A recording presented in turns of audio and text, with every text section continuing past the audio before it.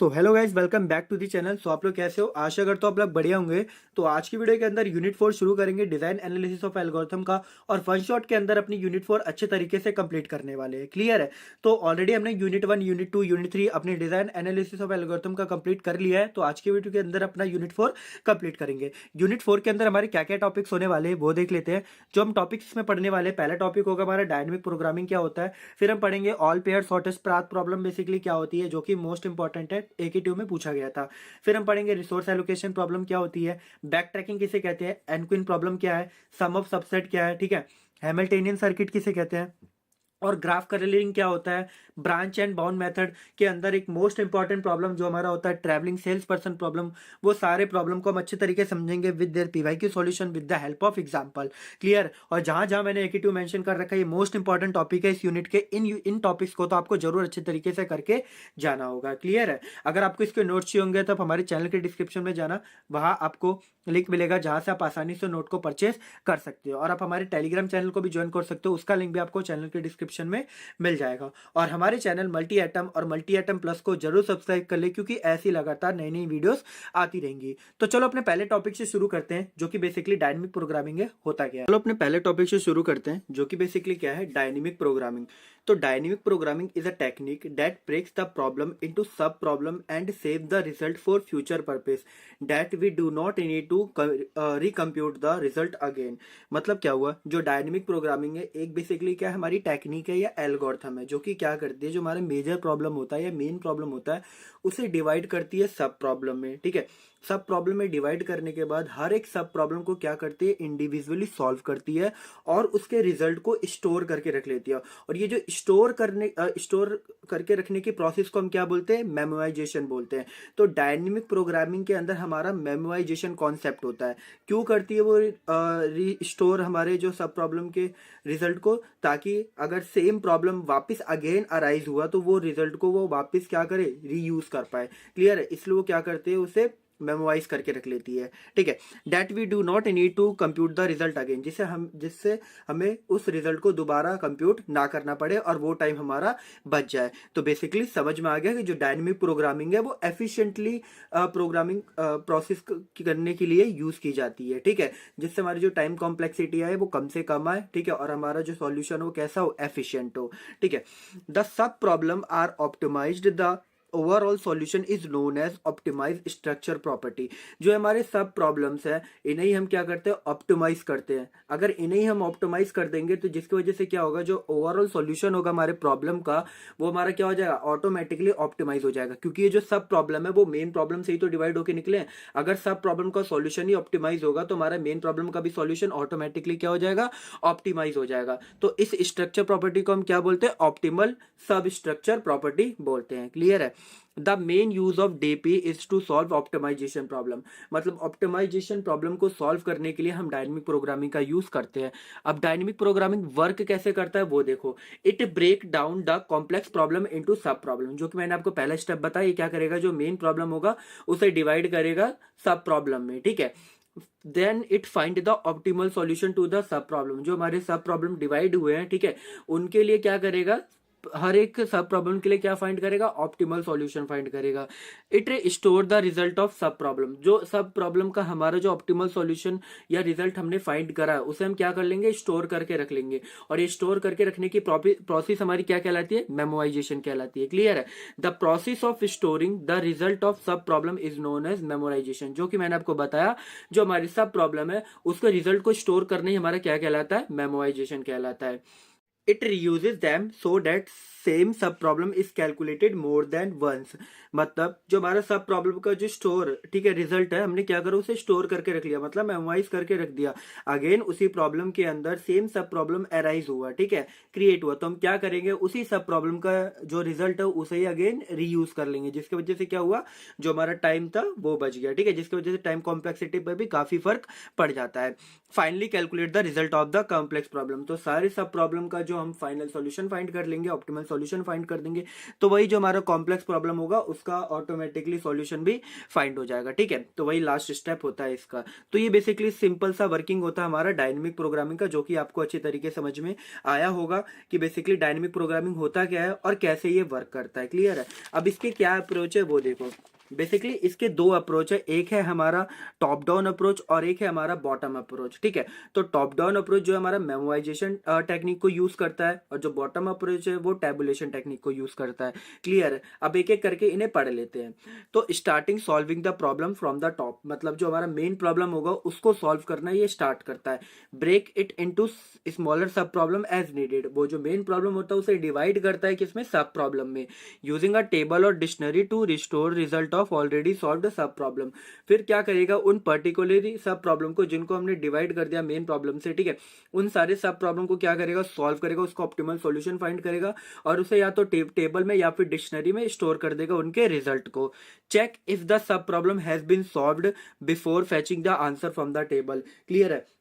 आप कोई टेबल से आंसर को फेच कर रहे हो तो पहले आप चेक क्या करोगे, जो आप पर्टिकुलर सब प्रॉब्लम का आंसर को फेच कर रहे हो टेबल से, वो सब प्रॉब्लम ऑटोमेटिकली उसमें सॉल्व है कि नहीं है। ठीक है, कि हमारे डिक्शनरी या टेबल में वो सब प्रॉब्लम सॉल्व है कि नहीं है, उसके अंदर हमारा जो रिजल्ट है वो स्टोर हुआ है कि नहीं है। अगर स्टोर हो रखा होगा तभी तो आप उसे रीयूज कर पाओगे, अगर स्टोर नहीं हो पाएगा तो आप कैसे रीयूज कर पाओगे। तो सिंपल सी मतलब ये लिख रखा है। तो मेमोराइजेशन जो हमारी टेक्निक यूज करता है वो होता है टॉप डाउन अप्रोच। क्लियर है? तो टॉप डाउन अप्रोच मतलब टॉप प्रॉब्लम को सॉल्व करेंगे, देन हमारे सब प्रॉब्लम्स पर आएंगे, देन उनको सॉल्व करेंगे, ऐसे ही हम बॉटम अप तक नीचे जाएंगे। क्लियर है? फिर हमारा क्या है, दूसरा जो अप्रोच होता है वो होता है बॉटम अप्रोच, मतलब बेस से शुरू करेंगे और मेन प्रॉब्लम तक जाएंगे।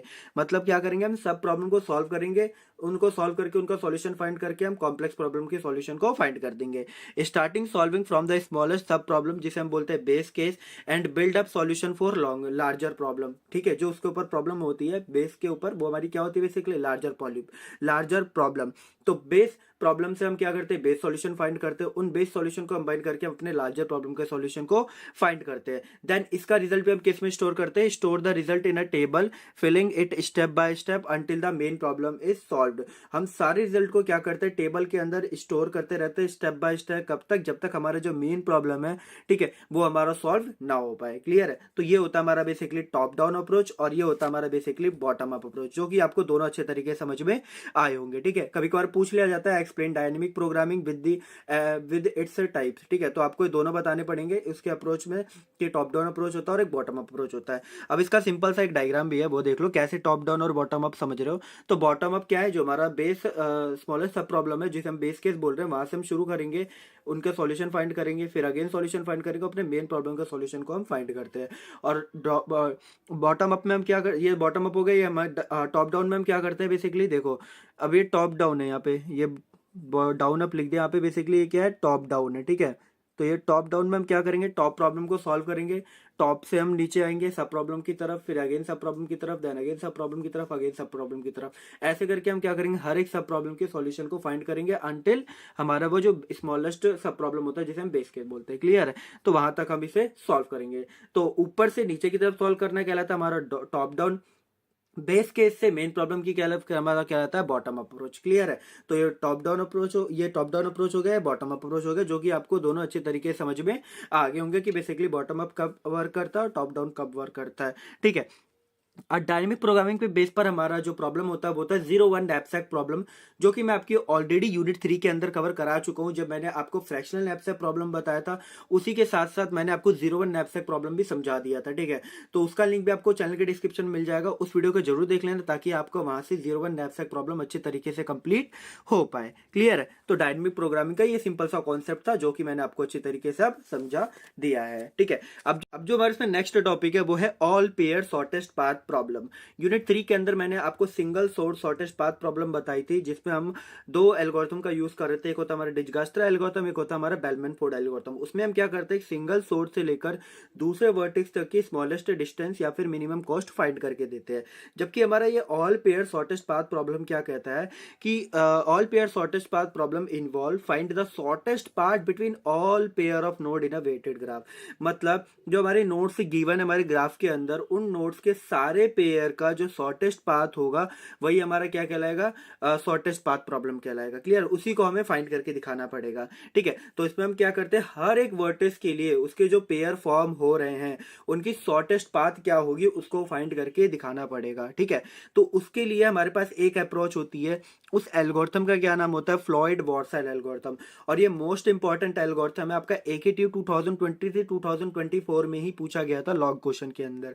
ठीक है, तो फ्लॉयड वॉर्सल एल्गोरिथम क्या कहती है उसे देख लेते हैं। The problem is to find shortest distance between every pair of vertices in a given weighted graph. आपके पास एक ग्राफ गिवन होगा जिसके एजिस के कुछ वेट भी गिवन होंगे। क्लियर है, आपको क्या निकालना पड़ेगा, हर एक वर्टिस के जो पेयर्स फॉर्म हो रहे हैं उनकी शॉर्टेस्ट पाथ की डिस्टेंस क्या होगी। क्लियर है, तो वो आपको फाइंड करके देना पड़ेगा। वो किसके हेल्प से, फ्लॉयड वॉर्सल एल्गोरिथम से। It is a dynamic programming approach to find the shortest path. ये कौन सी टेक्निक यूज करता है, डायनेमिक प्रोग्रामिंग टेक्निक यूज करता है। It is a particularly useful for dense graph and work for both directed and undirected graph. जो आपका Floyd Warshall algorithm है आपके डायरेक्टेड ग्राफ के लिए भी वर्क करता है और साथ ही साथ अनडायरेक्टेड ग्राफ के लिए भी वर्क करता है। It can handle both positive and negative weight but it can not handle graph with negative weight cycle. जो आपका फ्लॉयड वॉर्सल है अगर उसके एज का वेट पॉजिटिव गिवन हो या नेगेटिव गिवन हो वो वर्क करेगा, लेकिन अगर कोई भी साइकिल आपकी नेगेटिव होगी, मतलब वेट साइकिल कोई भी अगर आपकी नेगेटिव हो गई तब वो आपका वर्क वहां पर फ्लॉयड वॉर्सल एल्गोरिथम नहीं करेगा। क्लियर है, और ये नेगेटिव साइकिल का कॉन्सेप्ट क्या है मैंने आपको समझाया था। जैसे यहाँ पे मान लो ये 3 है, ये 4 है और ये 5 है। ठीक है, ये आपको दे रखा है, इसका वेट दे रखा है 7, इसका दे रखा है मान लो इसका दे रखा है 6 और यहाँ पे दे रखा है आपको माइनस का 15। क्लियर है, ये आपको गिवन है। अब इन सब का आप टोटल सम निकालोगे तो क्या आएगा, 7 + 6 कितना होता है 13, और माइनस का 15 करोगे तो क्या आएगा, माइनस का 2। माइनस का 2 आया मतलब इस पूरे साइकिल का जो वेट आया वो क्या है, नेगेटिव आया। तो ये कैसा साइकिल हो गया, आपका नेगेटिव वेट साइकिल हो गया। अगर नेगेटिव वेट साइकिल प्रेजेंट हुआ तो वहां पे फ्लॉयड वॉर्सल एल्गोरिथम वर्क नहीं करेगा, ये बात ध्यान रखना। ठीक है, अब उसके बाद नेगेटिव वेट साइकिल का डेफिनेशन भी लिख लिए, is a loop in a graph where the sum of the weight of all the edges in the cycle is negative. जो कि मैंने यहाँ पे समझाया, अगर वो नेगेटिव हुआ तो वो आपका वेट साइकिल कैसा कहलाएगा, नेगेटिव वेट साइकिल कहलाएगा। क्लियर है, तो आपको फ्लॉयड वॉर्सल एल्गोरिथम का समझ में आया होगा कि किस पे वर्क करता है और किस पे वर्क नहीं करता है। ठीक है, अब इसके हम एल्गोरिथम को अच्छे से समझते हैं, स्टेप बाय स्टेप कैसे फॉर्म करते हैं। पर भी आपको वही बात समझा रखी है कि नेगेटिव वेट साइकिल बेसिकली कैसे फॉर्म होता है। ये ग्राफ आपको गिवन है, ठीक है, और उनके बीच के एज का आपको वेट गिवन है। क्लियर है, अब इस इन टोटल इन जो वेट गिवन है आपको इन सबका सम फाइंड करोगे तो क्या आएगा, नेगेटिव आएगा। जिसकी वजह से क्या हुआ है, जो साइकिल बनी है ये हमारी कैसी है, नेगेटिव वेट साइकिल है। अगर नेगेटिव वेट साइकिल आपके वॉर्सल के अंदर प्रेजेंट हुई तो वहां पर फ्लॉयड वॉर्सल एल्गोरिथम अप्लाई नहीं होगा। क्लियर है, जो कि आपको अब समझ में आया होगा। और इसकी टाइम कॉम्प्लेक्सिटी क्या होती है फ्लॉयड वॉर्सल एल्गोरिथम की, big O of V cube. V आपके बेसिकली क्या है, वर्टिसेस है, number of vertices.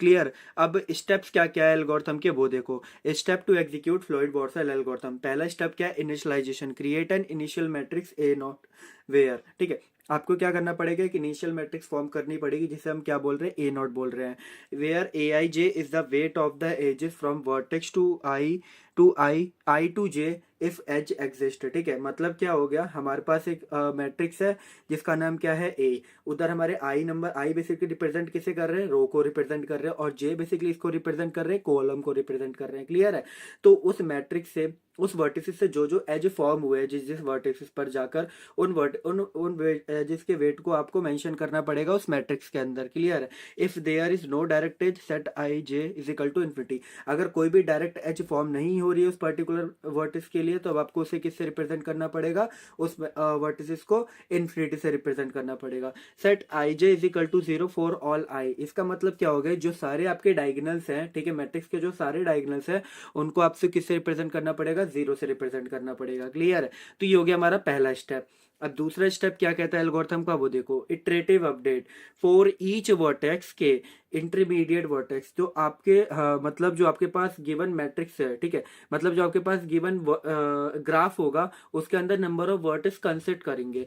Total number of vertices मान लो आपके पास 5 है, तो उसके जो फ्लॉयड वॉर्सल एल्गोरिथम के लिए जो total number of matrix form होगी वो भी कितनी फॉर्म होगी, 4 फॉर्म होंगी। क्लियर है, तो वो जो फोर जो नंबर हमने निकाले टोटल नंबर ऑफ वर्टिसेस, ठीक है, मैट्रिसेस, वही हमारे बेसिकली क्या कहलाते हैं, इंटरमीडिएट वर्टेक्स कहलाते हैं, जिसे हम के से रिप्रेजेंट रिप्रेजेंट कर रहे हैं। अपडेट द मैट्रिक्स ए, जो कि कब फॉर्म होता है, जैसे ही हम मैट्रिक्स ए को अपडेट करते हैं तो एक नया मैट्रिक्स फॉर्म होता है जिसे हम बोलते हैं इंटरमीडिएट वर्टेक्स, जिसको हम के से रिप्रेजेंट कर रहे हैं। क्लियर है? A I J is equal to min array of i j comma array of i k plus array of के जे, एरे ऑफ के जे। क्लियर? मैट्रिक्स आई जे की वैल्यू, ठीक है, अगर और मैट्रिक्स आई कॉमा के पर वैल्यू जो है और ए कॉमा जे पर जो वैल्यू, उन दोनों का सम अप करके इन दोनों में से जो मिनिमम वैल्यू आएगी वो हमारे इसके अंदर अपडेट हो जाएगी। ये कैसे फॉर्म होगा, अभी जब एग्जांपल देखेंगे तब आपको अच्छी तरीके से क्लियर हो जाएगा ये फॉर्मूला बेसिकली कैसे वर्क कर रहा है। क्लियर है? अभी एग्जाम्पल देख के आपको सारी चीजें क्लियर हो जाएगी। This check whether the path from i to j through k is shorter than the direct path. ये बेसिकली क्या सेटिस्फाई कर रहा है, जो हम पाथ को चेक कर रहे हैं वो, जो हम पाथ को चेक कर रहे हैं वो बेसिकली मिनिमम पाथ है कि नहीं है, ये कौन फाइंड करके दे रहा है, हमारा बेसिकली के, जो हम इंटरमीडिएट वर्टेक्स है। ठीक है, इस फॉर्मूले की हेल्प से। अब देखो नेक्स्ट स्टेप क्या होता है, repeat for all vertices. Next step क्या है, सारे वर्टिसेस के लिए हमें रिपीट करना पड़ेगा और सबके लिए हमें शॉर्टेस्ट पाथ फाइंड करनी पड़ेगी। 4k is equal to N तक चलेगा। Compute the shortest path considering all vertices 1 to k as possible intermediate point. और फाइनल रिजल्ट इसमें बेसिकली क्या है, after N iteration where N is the number of vertices. तो iterate कितनी बार होंगे, एन बार इटरेट होंगे।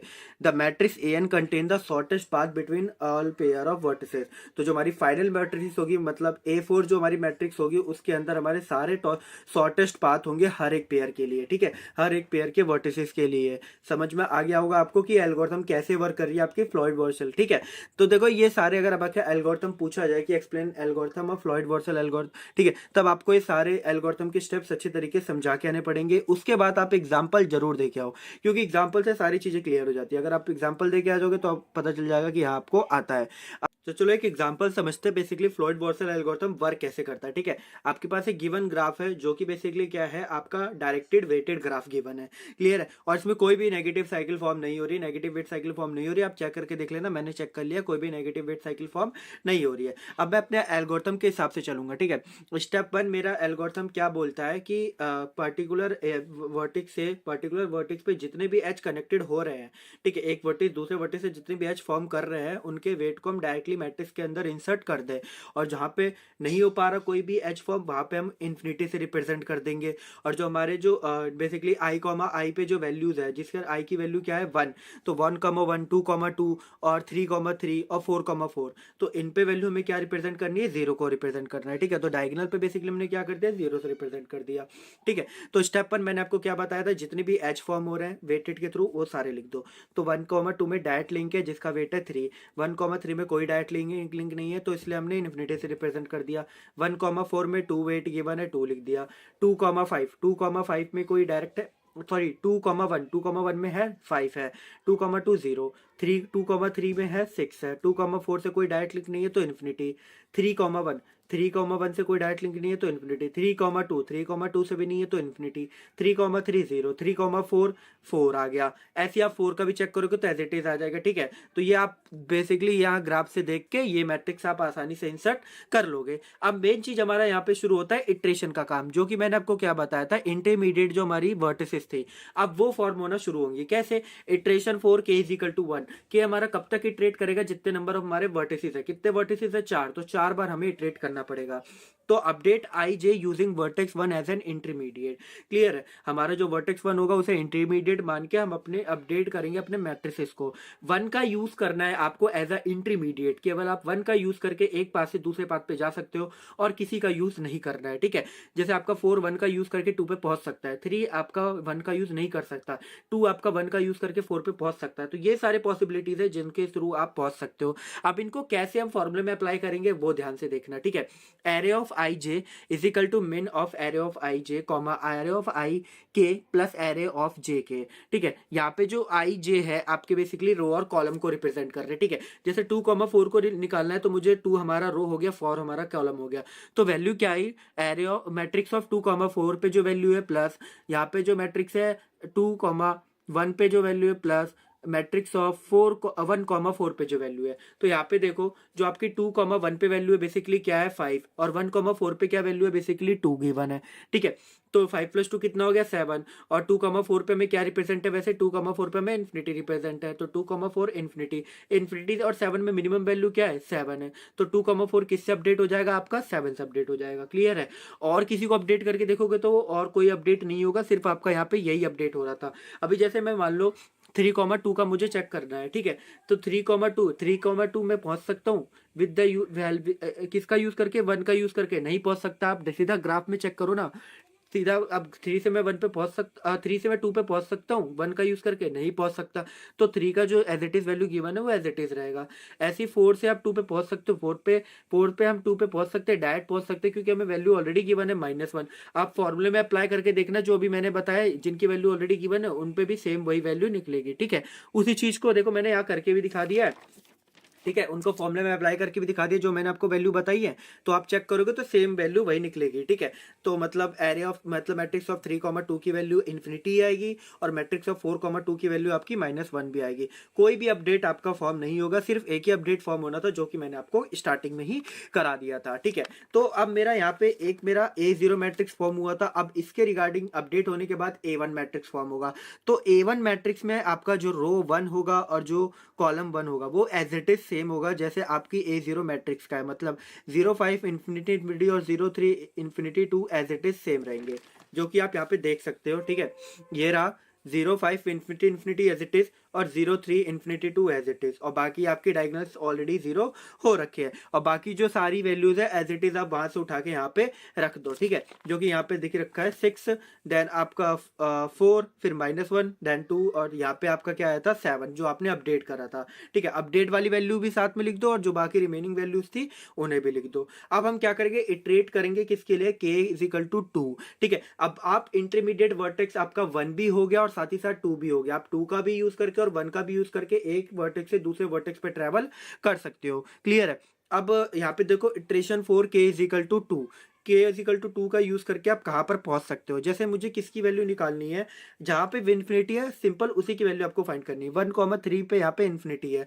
तो 1,3 पे हम देखें अब पहुंच सकते हैं अब 2 का यूज करके, तो 1,3 = इन्फिनिटी एरे ऑफ 1,2, क्योंकि आपका यहाँ पे रो है, और के आपका इटरेशन काउंट है जो कि बेसिकली 2 है, और यहाँ पे जे आपका के आपका 2 है और जे आपका 3 है, तो 2,3। तो एरे ऑफ 1,2 पे क्या वैल्यू गिवन है वो देखो, 1,2 पे आपकी क्या वैल्यू गिवन है 3, और साथ ही साथ 2,3 पे आपकी वैल्यू क्या गिवन है, एरे ऑफ 2,3, ये रहा 2, ये रहा 3, तो यहाँ पे कितना गिवन है 6, तो कितना आ गया टोटल वैल्यू 6 + 3 9, और 1,3 पे अभी करंट वैल्यू कितना था इन्फिनिटी। ठीक है, तो इन्फिनिटी और 9 में क्या मिनिमम वैल्यू होती है 9, तो हमारा अपडेट हो जाएगा ये जो 3 वैल्यू है 1,3 वैल्यू है, ये अपडेट होकर कितना हो जाएगा 9 हो जाएगा। ठीक है, जो कि आप यहाँ डायग्राम से भी समझ सकते हो। ठीक है, अगर आप डायग्राम के थ्रू देखो, अब मुझे किस पे पहुंचना है, मुझे 1 से 3 पे पहुंचना है, 1 से 3 पे पहुंचना है। अब मैं 2 का यूज कर सकता हूँ, ठीक है, डायरेक्ट लिंक नहीं है, 2 का यूज कर सकता हूँ, तो मैं पहले 1 से 2 जाऊंगा, देन 2 से 3 जाऊंगा, तो 1 से 2 जाने की कॉस्ट कितनी है 3, और 2 से 3 जाने की कॉस्ट कितनी है 6, तो 6 + 3 कितना हो गया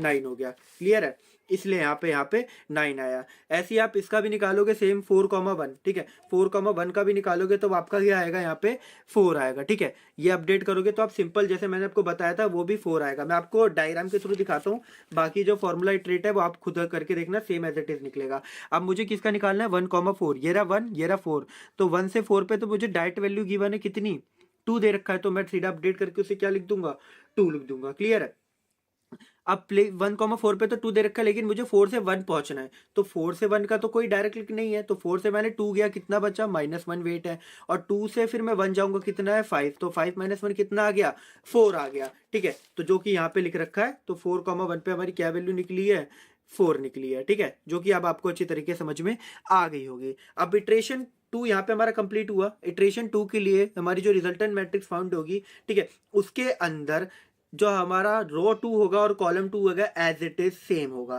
क्लियर है, अब कैसे फॉर्म होगा रो 2 कॉलम 2, ये देखो, मतलब 5 0 6 7 इज इट इज यही रहेगा, और 3 0 इन्फिनिटी -1 एज इट इज ही रहेगा, 0 0 0 सारे एज इट इज रहेंगे, लेकिन ये आपका अपडेट हो चुका है, ये आपका अपडेट हो चुका है। क्लियर है, तो देखो वही बात यहाँ पे लिख रखी है, 5067 एज इट इज ये रहा, 30 इन्फिनिटी -1 एज इट इज ये रहा। ये आपका अपडेट हो चुका है 9 से, और 4,1 अपडेट हो चुका है इन्फिनिटी से आपका 4 पे। तो ये रहा आपका A2 रिजल्टेंट मैट्रिक्स। अब इटरेशन हम किसके लिए निकालेंगे, k = 3 के लिए निकालेंगे। सेम अब आपका इंटरमीडिएट वर्टेक्स क्या आ गया, आपका 1b है, 2b और 3b है। अब 1 2 3 का यूज करके आप किसी भी वर्टेक्स पे जा सकते हो, मतलब 4 पे भी जा सकते हो, ठीक है, अगर आप पहुंच पा रहे हो तो। अगर पहुंच पा रहे हो तो उसे इन्फिनिटी से चेंज करो डायरेक्ट वैल्यू को, ठीक है। अब देखो इन्फिनिटी वैल्यू कहाँ कहाँ पर बच गई है, सिंपल चेक करें तो हमारी इन्फिनिटी वैल्यू बच चुकी है एक तो 3,1 पे और एक 3,2 पे। अब मान लो मुझे वैल्यू निकालनी है किसकी, 2,1 पे वैल्यू निकाल रहा हूँ मैं। 2,1 पे करंट वैल्यू मुझे कितनी दे रखी है, 5, ठीक है। हम डायग्राम के थ्रू समझते हैं डायरेक्ट, ठीक है। 2,1 पे मुझे पहुंचना है, 2,1 पे मुझे पहुंचना, अभी क्या वैल्यू है 5। अब मेरे पे क्या क्या अवेलेबल हो गया, 3 भी अवेलेबल है। तो मैं 2 से 3 और 3 से 1 का कोई लिंक बन रहा है, नहीं बन रहा है, क्योंकि बीच में 4 आ रहा है, तो इसे एक्सक्लूड नहीं करेंगे, क्लियर है। तो अब हम क्या करेंगे, 2 से डायरेक्ट हमारा भी 1 ही रहेगा, एज इट इज 5 ही रहेगा, कोई भी मिनिमम यहाँ पे फॉर्म अभी नहीं हुआ है, ठीक है। जो कि बात यहाँ पे एज इट इज लिख रखी है, ऐसी आप चेक करोगे, ठीक है। किसका मान लो आप चेक कर लो 3,4 पे, 3,4 की आप डायरेक्ट वैल्यू निकालोगे तो वो भी क्या आएगा, आपका 4 ही आएगा, ठीक है। तो 4 आएगा तो मतलब एज इट इज जो आपका A2 वाली मैट्रिक्स थी एज इट इज फॉर्म हो जाएगी आपकी किसके अंदर, A3 इसके अंदर। लेकिन इसमें जो मोस्ट इंपॉर्टेंट है, आपको जो कॉलम 3 और रो 3 है वो एज इट इज सेम आएगा, मतलब इन्फिनिटी इन्फिनिटी 0 4 जैसे यहाँ पर है, इन्फिनिटी इन्फिनिटी 0 4 और 9603 -3 सेम एज इट इज यहाँ पे लिख दो। इन्फिनिटी इन्फिनिटी 0 4 और 960 -3 एज इट इज मैंने यहाँ पे लिख दिया है। और साथ ही साथ जो वैल्यूज गिवन थी वो ऊपर का एज इट इज उतार के यहाँ रख दिया, क्योंकि कोई भी अपडेशन फॉर्म नहीं हुआ है, ठीक है। जो कि आपको अब अच्छी तरीके से समझ में आया होगा। अब इटरेशन 4k = 4। अब 4 का यूज करके मुझे ये दो इन्फिनिटी प्लेस को फिल करना है, 3 से 1 पहुंचना है और 3 से 2 पहुंचना है। अब देखो 3 से 1 और 3 से 2 कैसे पहुंचूंगा, ये देखो। अब मुझे क्या है, 3 से 1 पहुंचना है, 3 से 2 पहुंचना है। 3 से 2 पहुंचने के लिए मुझे 4 का यूज करना पड़ेगा, और 3 से 1 पहुंचने के लिए भी मुझे 4 का यूज करना पड़ेगा। तो 3 से अगर मुझे 2 पहुंचना होगा तो मैं क्या करूंगा, पहले 3 से 4 जाऊंगा जिसका वेट क्या है 4, फिर 4 से 2 जाऊंगा जिसका वेट क्या है -1, तो 4 - 1 क्या आ गया 3। तो 2 के लिए कोस्ट क्या निकली, 3 से 2 जाने के लिए कोस्ट निकली 3। अब 3 से 1 का कोस्ट क्या निकलेगा, पहले मैं 3 से 4 जाऊंगा जिसका कोस्ट क्या है 4, फिर 4 से 2 जाऊंगा जिसका कोस्ट क्या है -1, कितना आया 3। अब 2 से मैं 1 जाऊंगा तो 3 + 5 कितना, 1 + 5 बेसिकली कितना आ गया, सॉरी 3 + 5 बेसिकली कितना आ गया 8 आ गया। 3 क्यों आया था, ये 4 था, ये -1 था, तो 4 - 1 करोगे तो आएगा 3, और यहाँ से 2 से 1 के जाने की कोस्ट है 5, तो 3 + 5 कितना हो गया आपका 8 हो गया। तो आपका 3 से 1 के जाने की कोस्ट आ गई 8, और 3 से 2 के जाने की कोस्ट आ गई 3, ठीक है। जो कि देखो यही बात सिंपल यहाँ पे लिख भी रखी है, जो कि आप देखना, ठीक है। 1,3 पे सेम चेक करके दिखा रहे थे, तो वैल्यू क्या आई थी यहाँ पे -1 आ गई थी, क्योंकि ये वाली वैल्यू भी आपकी क्या होगी, ये देखो ये 9 है, तो 9 से छोटी वैल्यू कोई फॉर्म हो सकती है, तो हम चेक करके देखेंगे। देखो यहाँ पे यही बात है, आपको हर एक वर्टेक्स के पेयर को चेक करके देखना पड़ेगा कि इससे भी कोई मिनिमम वैल्यू फॉर्म हो सकती है। अगर मिनिमम वैल्यू फॉर्म हो सकती है तो आपको उसे अपडेट करना पड़ेगा। जैसे यहाँ पे देखो ये 1,3 की वैल्यू अपडेट होगी, पहले क्या था यहाँ पे 9, और अपडेट होने के बाद क्या आ गया -1 आ गया, तो आपको ये चेक करना पड़ेगा, क्लियर है। आप डायग्राम के थ्रू भी आसानी से चेक कर सकते हो, वैसे भी चेक कर सकते हो, ठीक है। जैसे यहाँ 1,3 पे आपको क्या दे दिया, -1 आ गया, तो ये डायग्राम में देखो कैसे -1 आया, ये रहा डायग्राम। अब मुझे क्या जाना है, 1 से 3 फॉर्म पे जाना है, ठीक है। तो 1 से 3 पे जाने के लिए मैं क्या कर सकता हूँ, एक तो क्या था, मैं 1 से 2 जाऊँ, फिर 2 से 6 जाऊँ जिसका कॉस्ट क्या आया था 9। अब मैं क्या कर सकता हूँ, पहले मैं 1 से 4 जा सकता हूँ, क्योंकि 4 पे हमने पास कर चुके हैं, अब हम 4 को इंक्लूड कर सकते हैं। तो 1 से 4 पे जाने की कॉस्ट थी 2, और 4 से हम डायरेक्ट 3 जा सकते हैं जिसका कॉस्ट क्या है -3, तो -3 + 2 करूंगा तो क्या आएगा -1। तो ये शॉर्टेस्ट पाथ होगी 1 से 2 और 2 से 3 के कंपैरिजन में, क्लियर है। तो इसलिए यहाँ पे क्या आ गया -1 आ गया, ठीक है। तो ये जो मैंने अपडेट करके यहाँ पे लिख भी दिया है, ठीक है, ये -1 यहाँ पे हमारा अपडेट होके वैल्यू आ चुकी है। अब जो इसके बाद जो मैंने दोनों इन्फिनिटी वैल्यू को अपडेट करा था वो भी मैंने आपको दिखा दिया, जो कि बेसिकली क्या आई थी, एक की वैल्यू क्या आई थी 8 आई थी, और एक आपका क्या आया था बेसिकली, एक आपका 8 आया था और एक आपका बेसिकली क्या आया था 3 आया था, ठीक है। तो इस तरीके से हमने सारी वैल्यूज आपकी निकाल ली है। तो A4 के अंदर सिंपल बात वही कॉलम 4 और आपका रो 4 एज इट इज सेम रहेगा जो आपका यहाँ पर है। ठीक है, देखो देखो यहाँ पे क्या वैल्यू है, 4 -1 -3 0 और 2 7 4 0, जो कि यहाँ पे भी एज इट इज सेम ही रहेगा, 2 7 4 0 4 -1 -3 0, और बाकी डायगनल सेम, और जो वैल्यू अपडेट हो चुकी है उसे अपडेट करके लिख दो, otherwise same as it is का एज इट इज उतार दो। ठीक है, लेकिन आपको यही बात कह रहा हूँ कि मैं जो आपको हर एक वर्टिस के लिए चेक करना पड़ेगा, अपडेट करने के बाद भी उसे चेक करना पड़ेगा कि वापस कोई मिनिमम फॉर्म तो नहीं होगा। अगर मिनिमम फॉर्म हो रहा है, मिनिमम मैच फॉर्म हो रहा है, तो आपको उसे अपडेट करना ही करना पड़ेगा। तो ये बात आप जरूर ध्यान में रखना। ठीक है, तो जो हमारा ये जो मैट्रिक्स A4 है, यही हमारा रिजल्टेंट मैट्रिक्स होगा या फाइनल मैट्रिक्स होगा, जिसके अंदर हर एक पेयर के लिए हमारे पास शॉर्टेस्ट पाथ एग्जिस्ट करती है। The matrix by which give the shortest distance between all pair of vertices, तो सारे पेयर मतलब हर वर्टिस के पेयर के लिए जो शॉर्टेस्ट डिस्टेंस होगा वो यही सब होंगे जो यहाँ पे मैंने मेंशन कर दिए है। क्लियर है, तो इस तरीके से हम सॉल्व करते हैं पर्टिकुलर ग्राफ को with the help of Floyd Warshall algorithm to find the shortest path between all pairs. Clear है, तो जो कि आपको अब अच्छी तरीके से समझ में आया होगा। सेम एज इट इज एक क्वेश्चन आप करके लाना। ठीक है, ये आपका होमवर्क क्वेश्चन है, सेम जैसे मैंने आपको टेक्निक बताई है उसी टेक्निक पर आपको इसे सॉल्व करना है, आसानी से सॉल्व हो जाएगा। उसका जो आंसर होगा बेसिकली यहाँ पे मैंने आंसर आपको लिख के दे दिया है। ठीक है, जो रिजल्टेंट मैट्रिक्स फाइनल मैट्रिक्स आएगा वो ये होगा। ठीक है, आप मैच करके देख लेना कि आपका सेम आंसर फॉर्म हुआ है कि नहीं हुआ है। इसमें जो आपको इटरेशन काउंट करना पड़ेगा वो आपको टोटल 6 इटरेट करना पड़ेगा, देन आपका फाइनल रिजल्टेंट मैट्रिक्स फॉर्म होगा। क्लियर है, तो आशा करता हूं आपको फ्लॉयड वॉर्सल एल्गोरिथम अच्छे तरीके से समझ में आया होगा, जिसको हमने डायनेमिक प्रोग्रामिंग की हेल्प से सॉल्व करा है। क्लियर है, तो चलो अब अपने नेक्स्ट टॉपिक की तरफ बढ़ते हैं, जो कि बेसिकली क्या है, रिसोर्स एलोकेशन प्रॉब्लम। तो रिसोर्स एलोकेशन प्रॉब्लम नाम से ही समझ में आ रहा है, रिसोर्स एलोकेट मतलब हम क्या करेंगे, हमारे पास नंबर ऑफ रिसोर्सेज गिवन होंगे, हम उसे एलोकेट करेंगे नंबर्स ऑफ यूजर के पास, तो उनके रिगार्डिंग जो प्रॉब्लम जनरेट हो गई वही हमारी क्या होगी, रिसोर्स एलोकेशन प्रॉब्लम होगी। क्लियर है, तो the resource allocation problem is about distributing limited resources among various activities और project to achieve the best possible outcome. मतलब हमारे पास नंबर ऑफ प्रोजेक्ट्स गिवन होंगे, उस नंबर ऑफ प्रोजेक्ट्स के लिए हमारे पास नंबर ऑफ रिसोर्सेज गिवन होंगे। क्लियर है, लेकिन जो रिसोर्सेज है वो लिमिटेड रिसोर्सेज और प्रोजेक्ट कई भी हो सकते हैं, तो हमें क्या करना पड़ेगा, उन रिसोर्सेज को डिस्ट्रीब्यूट करना पड़ेगा। ठीक है, हर एक प्रोजेक्ट को, जिससे जो हमारा आउटकम निकले वो हमारा कैसा होना चाहिए, मैक्सिमम होना चाहिए। मतलब जो प्रॉफिट निकले वो कैसा होना चाहिए, मैक्सिमम प्रॉफिट होना चाहिए। तो उस टाइप की प्रॉब्लम को हम क्या बोलते हैं, रिसोर्स एलोकेशन प्रॉब्लम बोलते हैं। अब कैसे फॉर्म होती है वो देखो, if often involve constraint like budget, time और कैपेसिटी। तो इसके अंदर जो हमारे पास कंस्ट्रेंट गिवन होते हैं वो क्या होता है, बजट गिवन होता है, टाइम गिवन होता है और क्या और कैपेसिटी गिवन होता है। क्लियर है, अब एक एग्जांपल समझो, आपके पास रिसोर्स है कितने, 4 बिलियन रिसोर्सेज है, और प्रोजेक्ट क्या है, 3 प्रोजेक्ट है। 3 प्रोजेक्ट है, 3 प्रोजेक्ट को अंदर आपको 4 बिलियन के रिसोर्सेज को यूज करना है। ठीक है, डिस्ट्रीब्यूट करना है, जिससे आपका जो प्रॉफिट हो वो मैक्सिमम हो। तो अब मान लो आपके पास ये गिवन डेटा है। ठीक है, आपके पास ये गिवन डेटा है, ये आपके क्या है, बेसिकली नंबर ऑफ रिसोर्सेज है, ये आपके प्रोजेक्ट है। तो आपने 0 प्रोजेक्ट के लिए आपने 0 बिलियन यूज करा, मतलब ठीक है 0 रिसोर्स यूज करा, तब आपका प्रॉफिट क्या निकला, 0। 0 प्रोजेक्ट के लिए आपने 1 बिलियन यूज कर लिया, तब आपकी प्रॉफिट कितनी निकली, 6 बिलियन की। 0 प्रोजेक्ट के लिए आपने 2 बिलियन रिसोर्सेज यूज कर लिए। ठीक है, तब आपका बेसिकली क्या हो जाएगा, आपको जो प्रॉफिट होगा वो 8 बिलियन का होगा। 0 रिसोर्सेज के लिए आपने 3 बिलियन रिसोर्सेज यूज कर लिए। ठीक है, तब आपके पास जो प्रॉफिट आएगा वो कितने का आएगा, 8 बिलियन का आएगा। 0 प्रोसेस के लिए आपने 0 प्रोजेक्ट के लिए आपने 4 के चारों रिसोर्सेज यूज कर ली है, तब आपके पास जो मैक्सिमम प्रॉफिट आ रहा है वो क्या आ रहा है, 10 बिलियन का आ रहा है। लेकिन आप जब चारों रिसोर्सेज यूज कर लोगे तो दूसरे और फर्स्ट और सेकंड प्रोजेक्ट के लिए कुछ बचेगा ही नहीं, तो वो क्या यूज करेंगे। क्लियर है, तो यहाँ से अभी हमारा सिंपल ये वैल्यू निकल गई। ऐसे आप यहाँ पे देखो, आपने 1 रिसोर्स के लिए 1 प्रोजेक्ट के लिए 0 रिसोर्स असाइन करा, तो अब आपको प्रॉफिट क्या है, 0। 1 प्रोजेक्ट के लिए 1 रिसोर्स असाइन करा तो आपका आया 5। 1 प्रोजेक्ट के लिए आपने 2 रिसोर्स कर लिया। ठीक है, 2 रिसोर्स एलोकेट करे तब आपका क्या आया, 11।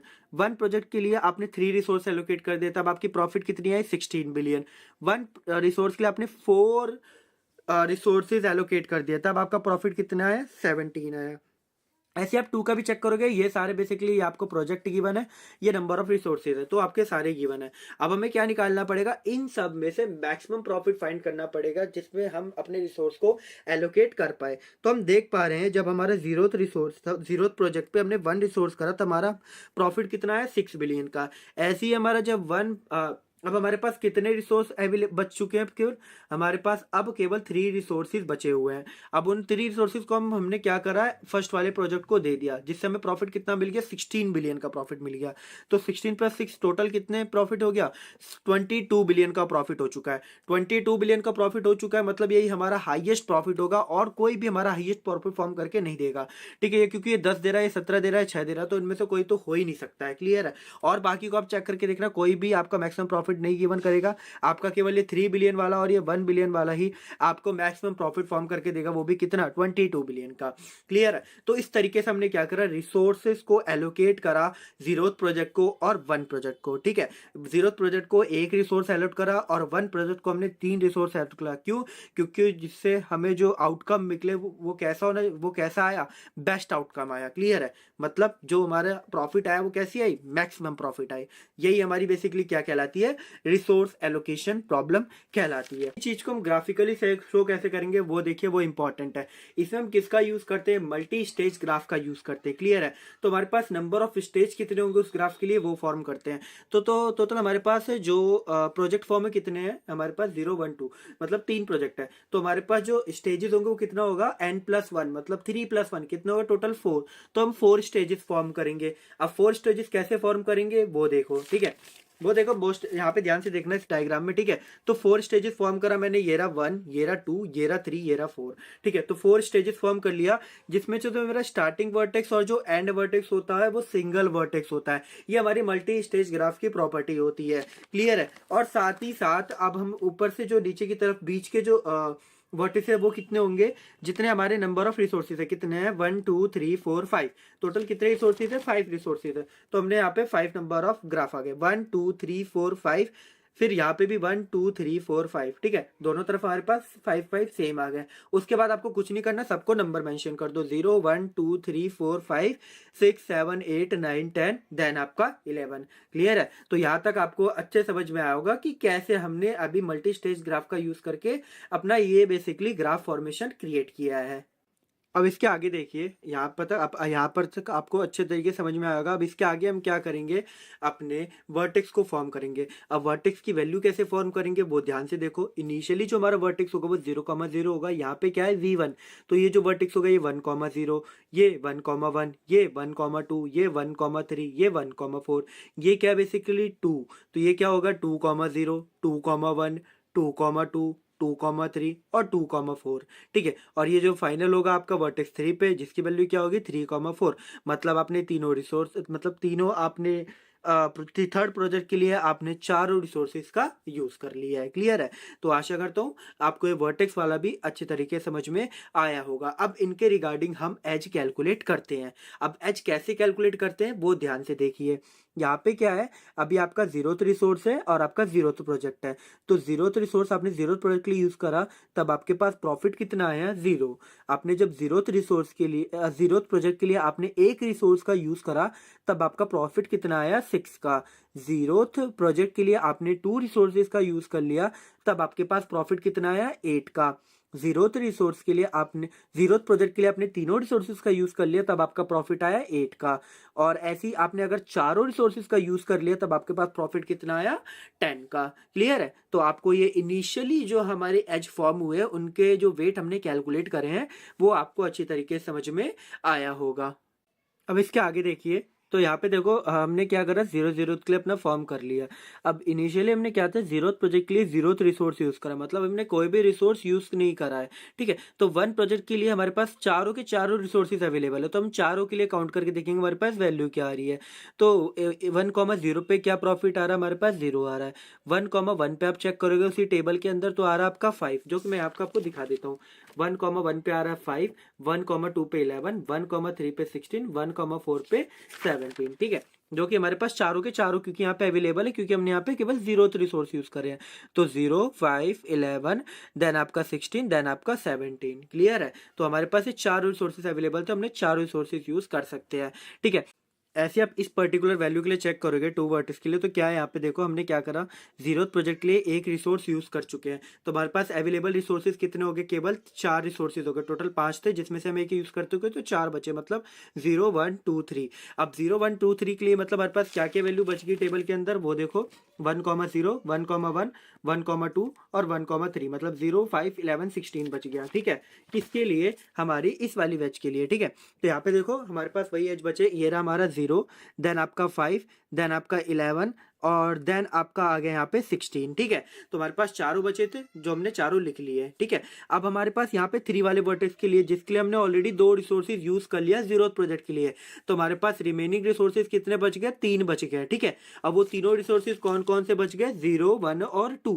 ठीक है, तो कौन सा 1 0 पे, 1 1 पे और 1 2, मतलब 0 5 और 11 बचा। ठीक है, जो कि यहाँ पे देखो वही लिख रखा है, ये रहा आपका 0, देन आपका 5, देन आपका 11। ठीक है, अब यहाँ फोर्थ वाले वर्टेक्स पे देखो क्या वैल्यू है, आपने 3 रिसोर्सेज यूज कर ली जीरो प्रोजेक्ट के लिए, जिसका प्रॉफिट क्या आया था 8, तो आपके पास रिमेनिंग रिसोर्सेज कितने रह गए, 2।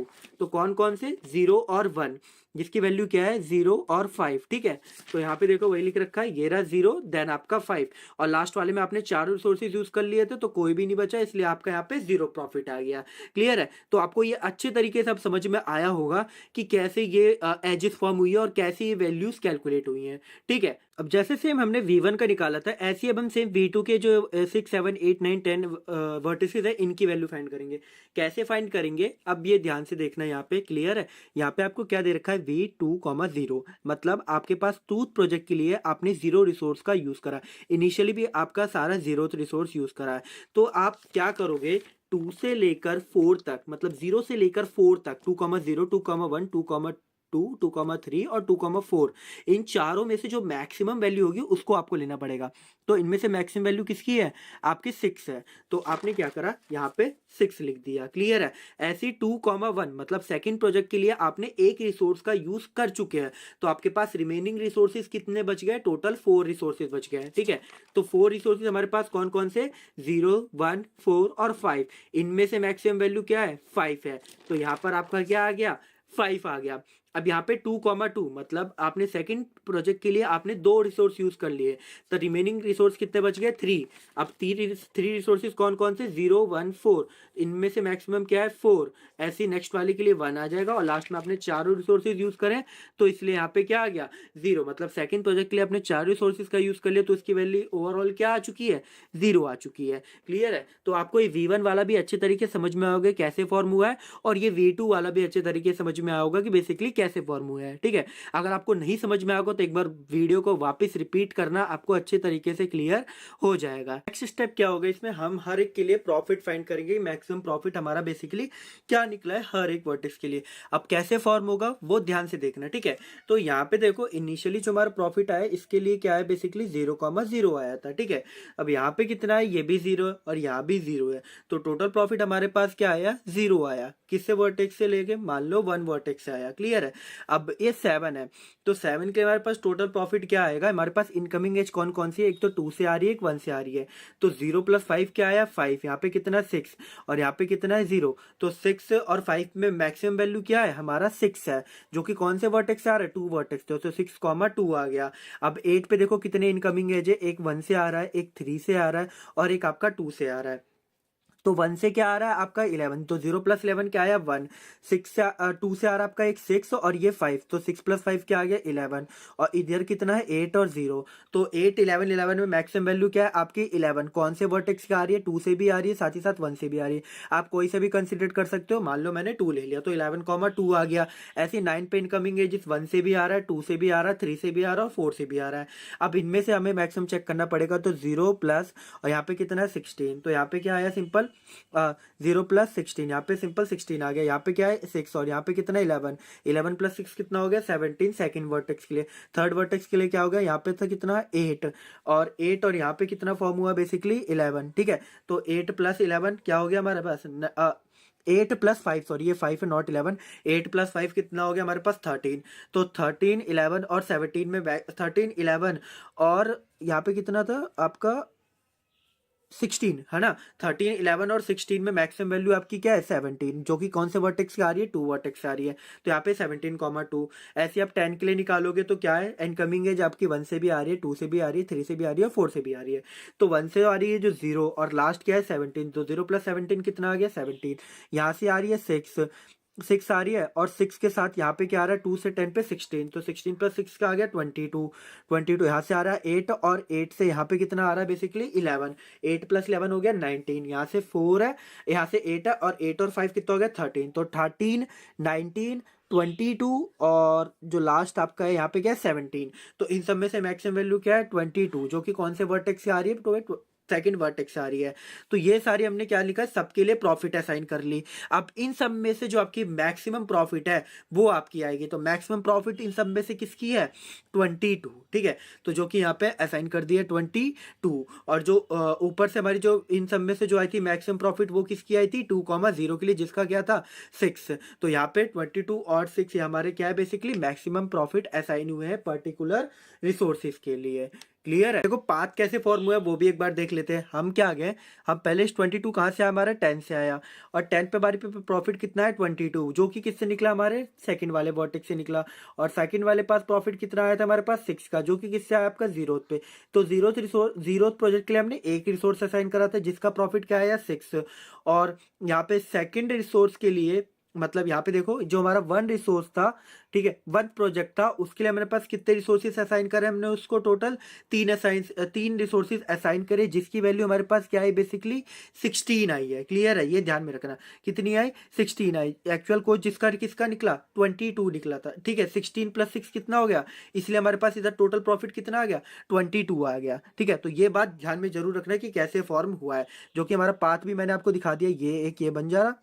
ठीक है, यहाँ से हम ऐसे आए, देन हम यहाँ से ऐसे फॉर्म हुए थे। तो हमने क्या करा, जीरो प्रोजेक्ट के लिए हमने 1 रिसोर्स का यूज करा जिसका कॉस्ट क्या आया था, जिसका प्रॉफिट क्या निकला 6। और 1 रिसोर्स 1 प्रोजेक्ट के लिए हमने क्या करा, तीनों रिसोर्सेज का यूज कर लिया है जिसका कॉस्ट बेसिकली क्या आया आपका 16 आया। क्लियर है, तो 16 प्लस 6 टोटल हमारा प्रॉफिट कितना आ गया 22 प्रोजेक्ट का, जो कि यहाँ पे लिख भी रखा है 1 रिसोर्स के लिए 0 प्रोजेक्ट और 3 रिसोर्स के लिए 1 प्रोजेक्ट का यूज करा, 16 प्लस 6 22 प्रॉफिट। ठीक है, तो आपको अब अच्छे तरीके से समझ में आ गया होगा रिसोर्स एलोकेशन प्रॉब्लम बेसिकली क्या होती है और कैसे हम इंप्लीमेंट करते हैं।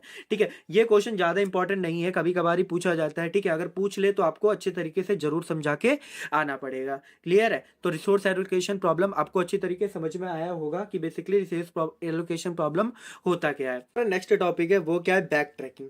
बैक ट्रैकिंग का मतलब क्या होता है, backtracking means to go back the same way you came, मतलब जिधर से आए हो उधर को ही लौट जाओ, यही सिंपल काम, यही सिंपल मतलब होता है हमारा किसका बैक ट्रैकिंग का। ठीक है, जिधर से आए हो उधर को ही लौट जाओ। ठीक है, in backtracking we search depth first for solution. Backtracking के अंदर हम क्या करते हैं, पहले हम डेप्थली बिल्कुल सर्च करते हैं अपने सॉल्यूशन को, अगर मिल जाता है तो हम रिटर्न कर जाते हैं, अगर नहीं मिलता है तो हम क्या करते हैं बैक ट्रैक कर पाते हैं, बैक ट्रैक कर जाते हैं उसके उसके प्रीवियस सॉल्यूशन पर, मतलब प्रीवियस वर्टेक्स पर। ठीक है, देन उससे बैक ट्रैक करते हैं और अपने मेन जो हमारा रूट वर्टेक्स होता है वहां तक पहुंचते हैं।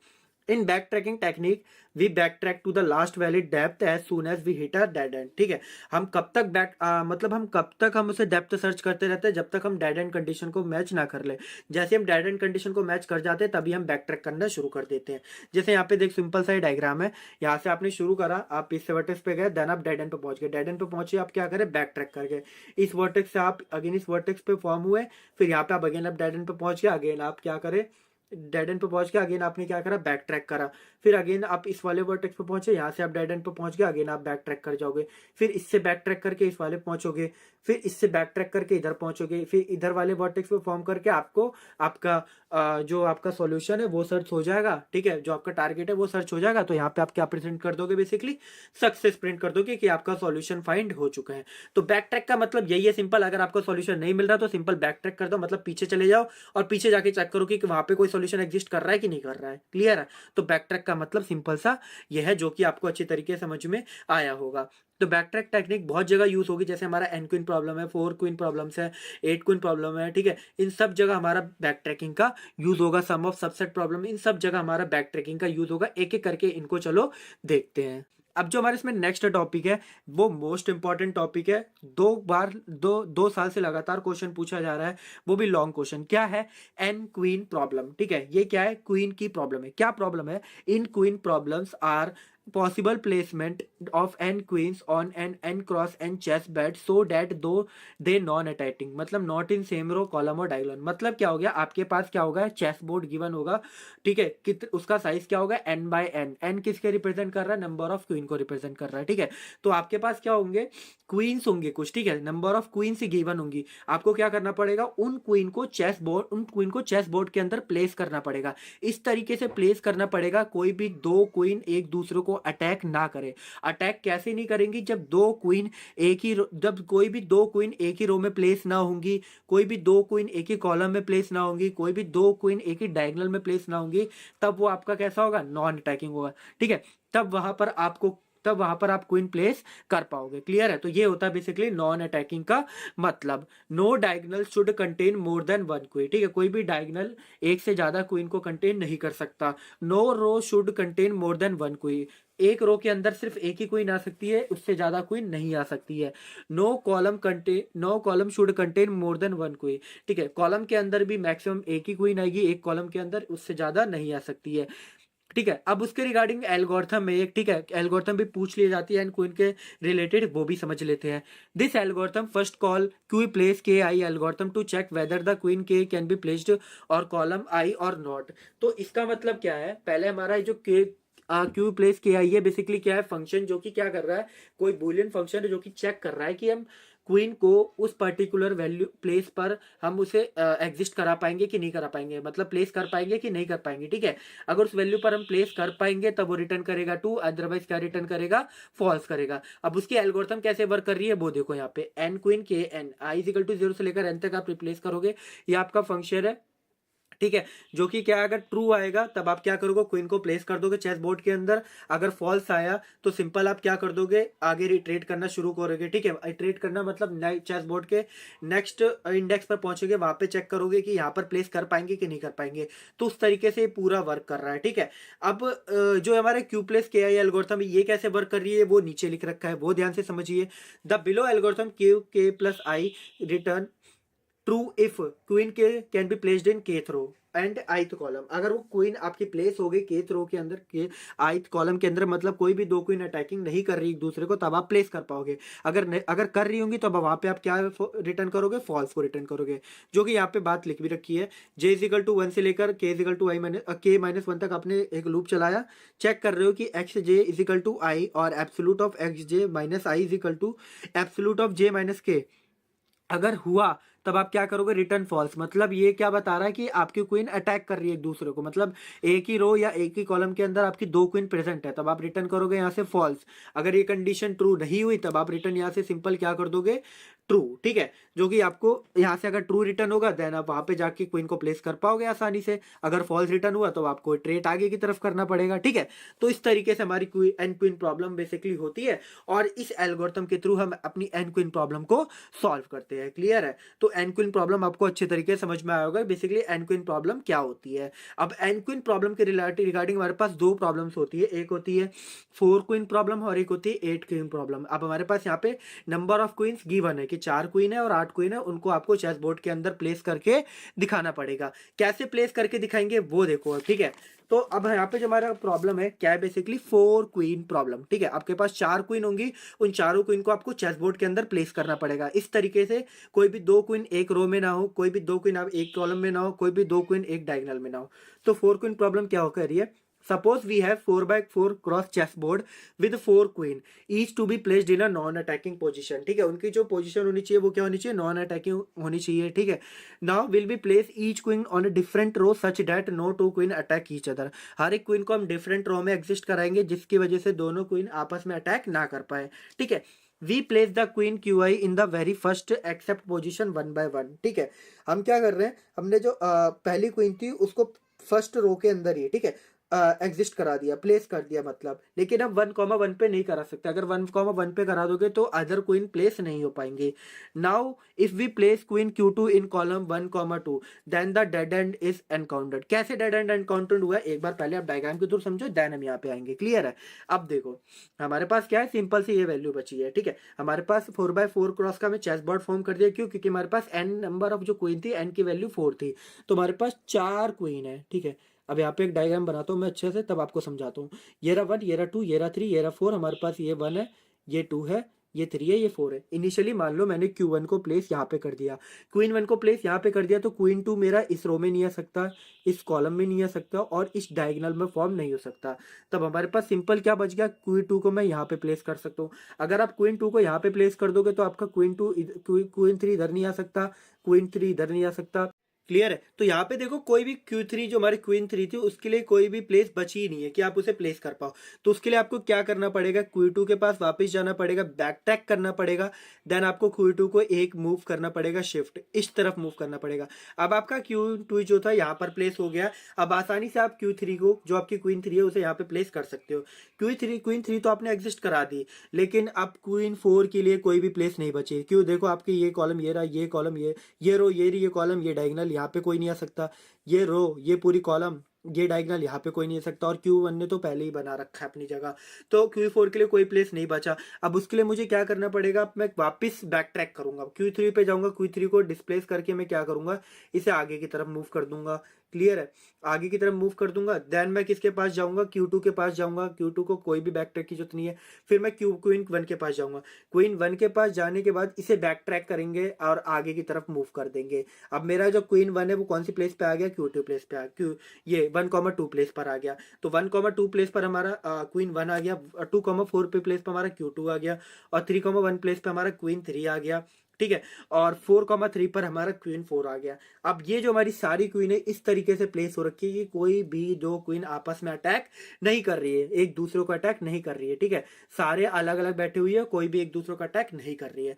तो पहला जो सॉल्यूशन होता है हमारा 4 क्वीन प्रॉब्लम का, वो होता है 2 4 3 4। ठीक है, ऐसे याद कर सकते, 2 4 3 4, ये हो गया 2 4 3 4, ये हो गया आपका पहला सॉल्यूशन। इसका एक और सॉल्यूशन एग्जिस्ट करता है, वो होता है हमारा 3 1 4 2। मतलब क्वीन 1 को आप 3 पे प्लेस कर दो, फिर आप क्वीन 2 को आपने 2 पे प्लेस कर दिया, क्वीन 3 को आपने 4 पे प्लेस कर दिया, और क्वीन 4 को आपने 2 पर प्लेस कर दिया। तो 3 1 4 2 भी आपकी पोजीशन होती है। क्लियर है?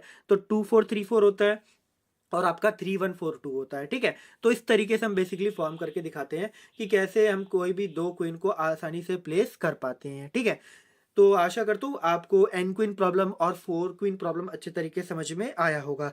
कभी कभार आपसे 8 क्वीन प्रॉब्लम की भी सॉल्यूशन पूछ लेते हैं, तो उसका मैंने डायरेक्ट रिजल्ट बता रखा है। ठीक है, आप देख रहे हैं, ये मैंने ऑलरेडी रिजल्ट निकाल लिया है। इसके अंदर कोई भी क्वीन आपस में अटैक नहीं कर रही है, सारी नॉन अटैकिंग प्लेस पर है। क्लियर है? नॉन अटैकिंग प्लेस पर है। अब आप यहाँ पे इसका सॉल्यूशन वेक्टर क्या आएगा, 4 6 8 2 7 1 3 5। ठीक है, मतलब आपका 4 6 8 2 7 1 3 5, पहला आएगा 4 पे, फिर आएगा 6 पे, देन आपका 8 पे, फिर आपका 2 पर, फिर आपका 7 पर, देन आपका 1 पर, देन आपका 3 पर, देन आपका 5 पर। इस तरीके से हमने क्या करा, आठों क्वीन को प्लेस कर रखा, जिसकी वजह से सारे हमारे जो है नॉन अटैकिंग फेज में है। तो आपसे 2 नंबर का कभी कभार 8 क्वीन प्रॉब्लम का सॉल्यूशन पूछ लेते हैं, तो इसलिए मैंने ये भी बता दिया ताकि आपको याद रहे। क्लियर है? तो यहाँ पे जो हमारा 4 क्वीन प्रॉब्लम था, n क्वीन प्रॉब्लम था और 8 क्वीन प्रॉब्लम था, वो कॉन्सेप्ट हमारा पूरा अच्छे तरीके से क्लियर हो गया है। ठीक है, और आपको अच्छे तरीके से समझ में भी आया होगा, और ये मोस्ट इंपॉर्टेंट टॉपिक है, तो इसे जरूर देख लेना। ठीक है, 4 क्वीन प्रॉब्लम को जरूर अच्छे तरीके से करना, ताकि आपसे अगर क्वेश्चन पूछा जाए तो आसानी से आप सॉल्व कर पाओ। हमेशा थ्योरी में ही पूछा जाएगा और आपको एग्जांपल के थ्रू बता के आना पड़ेगा। क्लियर है? तो यहाँ पे जो क्वीन प्रॉब्लम थी वो हमारा टॉपिक कंप्लीट हो चुका है। अब जो हमारा नेक्स्ट टॉपिक होता है वो होता है हमारा सम ऑफ सबसेट। ठीक है, तो अब सम ऑफ सबसेट कैसे फाइंड करते हैं, ये भी देखो मोस्ट इंपॉर्टेंट टॉपिक है। ये भी आपका AKT 2022-23 के अंदर पूछा गया था। तो इसमें बेसिकली क्या है, it is one of the most important problem in complexity theory. ये आपकी मोस्ट इंपॉर्टेंट प्रॉब्लम है। ठीक है, let understand this problem through an example simple से क्या कह रहा है वो देखो, आपके पास कुछ नंबर्स गिवन है। ठीक है, एरे गिवन है जिसके अंदर वैल्यू क्या है, 4 -2 2 2 3 और 1। आपके पास जो सम आना चाहिए सबसेट का, वो कितना आना चाहिए 5। तो आपको इस एरे में से सबसेट फाइंड कर इस सेट में से सबसेट फाइंड करना पड़ेगा जिनका सम बेसिकली क्या है 5 है। तो आपको वो नंबर ऑफ सबसेट फाइंड करके देना पड़ेगा। वो कौन कौन से सबसेट है, कैसे फाइंड करेंगे वो देखो। जैसे यहाँ पे देखो 2 और 2 4 हो गया, 4 प्लस 1 कितना हो गया 5, तो 2 2 1 हो गया एक हमारा सबसेट। और भी है जैसे 3 2 एक हो गया हमारा सबसेट। और भी हमारे 4 1 हो गया हमारा सबसेट। ऐसे कई सारे सबसेट इसके अंदर एग्जिस्ट कर रहे हैं। तो हमें क्या करना पड़ेगा, इन सारे सबसेट को हमें फाइंड करके देना पड़ेगा। We want to find the subset whose sum is equal to 5, there are many solution to this approach. इसके कई सारे सॉल्यूशन होते हैं इस अप्रोच के अकॉर्डिंग। ठीक है, देखो मैंने आपको भी एग्जांपल के अंदर ही दिखा दिया था कितने सॉल्यूशन एग्जिस्ट कर रहे हैं। इसके अंदर दो इंपॉर्टेंट टर्म है। अगर मैं x इज इक्वल टू 1 कर रहा हूं तो मतलब उस वाले सेट की वैल्यू को मैं इंक्लूड कर रहा हूं। अगर x1 इज इक्वल टू 0 कर रहा हूं तो उस वाले सेट की वैल्यू को मैं एक्सक्लूड कर रहा हूं।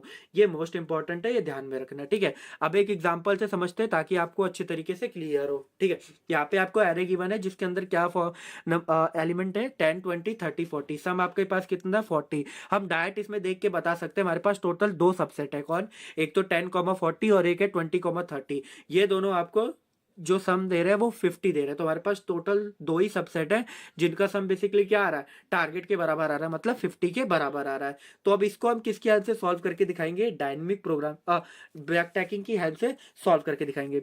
अब बैक ट्रैकिंग इसमें कैसे अप्लाई होगा वो ध्यान से देखना। ठीक है, तो कैसे करा, पहले यहाँ पे देखो। बैक ट्रैकिंग बेसिकली क्या कहता है कि पहले आपको डेप्थ फर्स्ट सर्च करना पड़ेगा, मतलब डेप्थली जाके आपको पहले सॉल्यूशन फाइंड करके देखना पड़ेगा। अगर आपकी कंडीशन वहां पर डेड एंड हो जाती है देन आप बैक ट्रैक करके अगेन सॉल्व करना शुरू करो। कैसे सॉल्व होगा वो देखो। इनिशियली हम क्या लेंगे, 0 से स्टार्ट करेंगे। ठीक है, 0 पे हमारी पे हमने क्या करा, उसे इंक्लूड करा। तो 0th इंडेक्स पे हमारी वैल्यू क्या है 10, 10 को इंक्लूड करा तो हमारे पास सम कितना आ गया, अब टोटल 10 आ चुका है। अब 10 के हमारे पास दो फेज होंगे, या 10 अब 10 के बाद हमारे पास दो फेज होंगे, या तो हम उसे इंक्लूड करेंगे या फिर एक्सक्लूड करेंगे। किस वैल्यू के लिए, 1 के लिए। तो 1 के लिए अगर मैं इंक्लूड करूंगा, मैंने आपको बताया था पहले हम डेफ्टली सर्च करेंगे। ठीक है, डेफ्ट सर्च करेंगे देन हम आगे बढ़ेंगे। तो 10 के बाद हमने क्या करा, इंक्लूड करा 1 को। तो यहाँ 1 पे क्या वैल्यू पड़ी है हमारे पास, 20 पड़ी है। क्लियर है, तो 10 प्लस 20 कितना हो गया 30। तो यहाँ पे कितना आ गया 30 आ चुका है, 30 आ गया। फिर अगेन चेक करेंगे क्योंकि अभी भी ये 50 से छोटा है। तो यहाँ पे क्या है, x इज इक्वल टू 3 को भी इंक्लूड करना पड़ेगा जो कि क्या है यहाँ पे 30 है। तो 30 प्लस 30 कितना आ गया 60, जो कि क्या हो गया आपका बड़ा हो गया टारगेट सम से। ठीक है, तो यहाँ पे क्या हो गया, मतलब हम डेड एंड पे पहुंच चुके हैं, यहाँ पे हम आगे नहीं बढ़ पाएंगे तो हमें बैक ट्रैक करना पड़ेगा। बैक ट्रैक करके हम अगेन 30 पर जाएंगे। अब यहाँ पे हम क्या करेंगे, x3 को एक्सक्लूड करेंगे। x3 को एक्सक्लूड करोगे तो ओवरऑल वैल्यू तब भी क्या मिलेगी आपको 30। अब x3 को एक्सक्लूड करने के बाद आपको x4 को इंक्लूड करना पड़ेगा। x4 को इंक्लूड करोगे तो यहाँ पे क्या है 40। तो 40 प्लस 30 कितना हो गया 70। तो 70 अगेन आपका बड़ा हो गया 50 से, तो इसको भी डेड एंड पे आ गया, हम इसे भी नहीं लेंगे। अगेन बैक ट्रैक करेंगे, फिर हम क्या करेंगे x4 को अगेन हम क्या कर देंगे, एक्सक्लूड कर देंगे। तो हमारे पास वैल्यू क्या आएगी 30। तो यहाँ पे सारे एलिमेंट हमने चेक कर लिया, तो ऑलरेडी यहाँ पे प्रेजेंट नहीं है वो वैल्यू, तो यहाँ पर भी क्या आएगा डेड एंड आ गया। फिर यहाँ से हम बैक ट्रैक करेंगे 30 से बैक ट्रैक करके हम पहुंचेंगे 10 पर। अब 10 पे हम क्या करेंगे, x2 वालों को एक्सक्लूड करेंगे। जब आप x2 वालों को एक्सक्लूड करोगे, ठीक है, तो यहाँ पे क्या वैल्यू बचेगी, सिंपल 10 ही बचेगा। ठीक है, अब 10 से हमारे पास दो वैल्यू आएगी x3 के लिए, इंक्लूड और एक्सक्लूड। x3 को जब इंक्लूड करोगे तो 10 प्लस 30 प्लस 10 कितना होता है 40। यहाँ पे 40 आ गया। ठीक है, अब 40 से हमारे पास दो वैल्यू आएगी क्योंकि x4 बचा है, ये या तो इंक्लूड करेंगे या तो एक्सक्लूड करेंगे। x4 पे अगर आप इंक्लूड कर लोगे तो 40 प्लस 40 कितना हो गया, सम 80 हो गया, जो कि 50 से बड़ा हो गया। तो ये डेड एंड हो गया, यहाँ से हम ब्लॉक करके बाहर निकल जाएंगे। बैक ट्रैक करके हम वापस 40 पे पहुंचे, यहाँ पे कितना है 40। अगर मैं एक्सक्लूड कर दूंगा फोर्थ वाले इंडेक्स को तो हमारे पास क्या वैल्यू बचेगी, सिर्फ 40 बचेगी, ये भी डेड एंड हो गया। सिंपल हम बैक ट्रैक करेंगे। बैक ट्रैक करके अब हम पहुंच गए 10 के पास। अब हम 10 से चेक करेंगे कि 10 पे अब हमने x3 को एक्सक्लूड कर, तब क्या बचा यहाँ पे वैल्यू 10। अब 10 के बाद हमारे पास वैल्यू क्या है x4 की, या तो हम उसे इंक्लूड करेंगे एक्सक्लूड करेंगे। अगर हम x4 के अंदर इंक्लूड कर दिया हमने 40 को, तो 40 प्लस 10 कितना हो गया 50। तो यहाँ पे हमारा सॉल्यूशन फाइंड हो चुका है। ठीक है, तो यहाँ पे हमें सॉल्यूशन मिल गया। और एक्सक्लूड करने के बाद अगेन 10 आ गया तो इसे बाउंड कर देंगे। तो बाउंड करने के बाद बैक ट्रैक करेंगे 10 पे, 10 से बैक ट्रैक करेंगे अगेन 10 पे। अब यहाँ से बैक ट्रैक करके हम पहुंचेंगे 0 पर। ठीक है, अब जीरो के बाद हम क्या करेंगे, यहाँ पे हमने x1 इंक्लूड करके देखा, ऐसे हम x1 को एक्सक्लूड करके देखेंगे। x1 को जब एक्सक्लूड करोगे तो वैल्यू क्या आएगी, सिर्फ जीरो ही आएगा सम। फिर यहाँ पे हमारे पास क्या बचा, x1 हम कर चुके तो x2 बचा, x2 पे आए, x2 को इंक्लूड करोगे तो क्या आएगा 20, तो 0 + 20 आ गया 20। अब यहाँ पे x3 को इंक्लूड करोगे तो 20 + 30 आ गया 50, तो एक और सॉल्यूशन मिल गया हमें यहाँ पे। फिर अगेन हम यहाँ से बैक ट्रैक करेंगे 20 के पास, x3 को एक्सक्लूड करके देखेंगे तब भी क्या है 20 आया। फिर हमारे पास एक और बचा 4, तो x4 को अब क्या करोगे, इंक्लूड करके देखोगे तो 20 + 40 आ गया 60, जो कि क्या हो गया, आउट ऑफ बाउंड हो गया, तो इसको भी हम हटा देंगे, डिस्कार्ड कर देंगे। ठीक है, और एक बार x4 को एक्सक्लूड करके देखेंगे तब भी हमारे पास क्या आएगा 20, जो कि लेस देन है 50, तो यहाँ पर भी हमारा क्या आ गया, डेड एंड आ गया। अब अगेन हम यहाँ से बैक ट्रैक करेंगे 20 पर, फिर 20 से बैक ट्रैक करेंगे इस 20 पर, फिर इस 20 से बैक ट्रैक करेंगे 0 पर। ठीक है, 0 पर ट्रेवर्स करने के बाद फिर यहाँ पे चेक करेंगे कि x2 = 0 फॉर्म हो रहा है।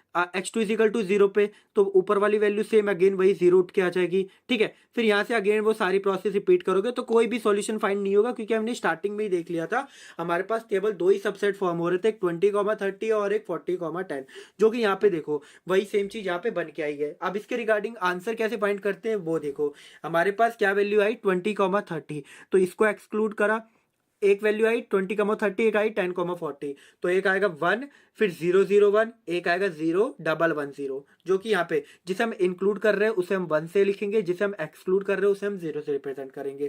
क्लियर, तो हमारे पास दो सबसेट फॉर्म हुए थे, एक 1, 0, 0, 1 और एक हुआ 0, 1, 1, 0। ठीक है, और इसी को हम यहाँ के इसके थ्रू भी हम देख सकते हैं, जैसे यहाँ 50 था तो 50 के लिए क्या पाथ बना वो देखो, ये रहा हमारा 50, इस 50 के लिए बेसिकली क्या पाथ फॉर्म हुआ था वो देखो, यहाँ से हम किस पे गए 1 पे गए, 1 से हम फिर इस पे गए 0 पे, 0 पे फिर हम अगेन 0 पे, फिर अगेन हम 1 पे, तो यहाँ पे क्या आ गया हमारा 1, 0, 0, 1। ठीक है, अब इस 50 के लिए देखो ये रहा हमारा 50, अब इस 50 के लिए चेक करोगे तो क्या है, ये रहा 0, देन 1, देन 1। क्लियर है, तो हमारे पास क्या है 0, 1, 1 और लास्ट में फिर वापस क्या बच जाएगा 0 बच जाएगा, तो इस 50 के लिए हमारे पास 0, 1, 1 आया आंसर, इसका आया 1, 0, 0, 1। ठीक है, तो ये आंसर इस तरीके से हम सबसेट में फॉर्म करके दिखाते हैं। ठीक है, तो ये होता है हमारा सिंपल सा सम ऑफ सबसेट प्रॉब्लम, जो कि बहुत इजी है, बहुत आसान प्रॉब्लम है। ठीक है, अगर ये क्वेश्चन पूछा जाए तो सबसे पहले इसे करो, क्योंकि बहुत इजी सॉल्यूशन इसका फाइंड हो जाता है। ठीक है, तो आपको सम ऑफ सबसेट प्रॉब्लम अच्छे तरीके से समझ में आया होगा कि कैसे हम अप्लाई करते हैं, कैसे हम क्वेश्चन को सॉल्व करते हैं, और कैसे और क्या मतलब होता है हमारा basically sum of subset problem का। क्लियर है, तो यहाँ पे जो हमारा सम ऑफ सबसेट प्रॉब्लम था वो कंप्लीट हो गया है, आपको अच्छी तरीके से समझ में आया होगा।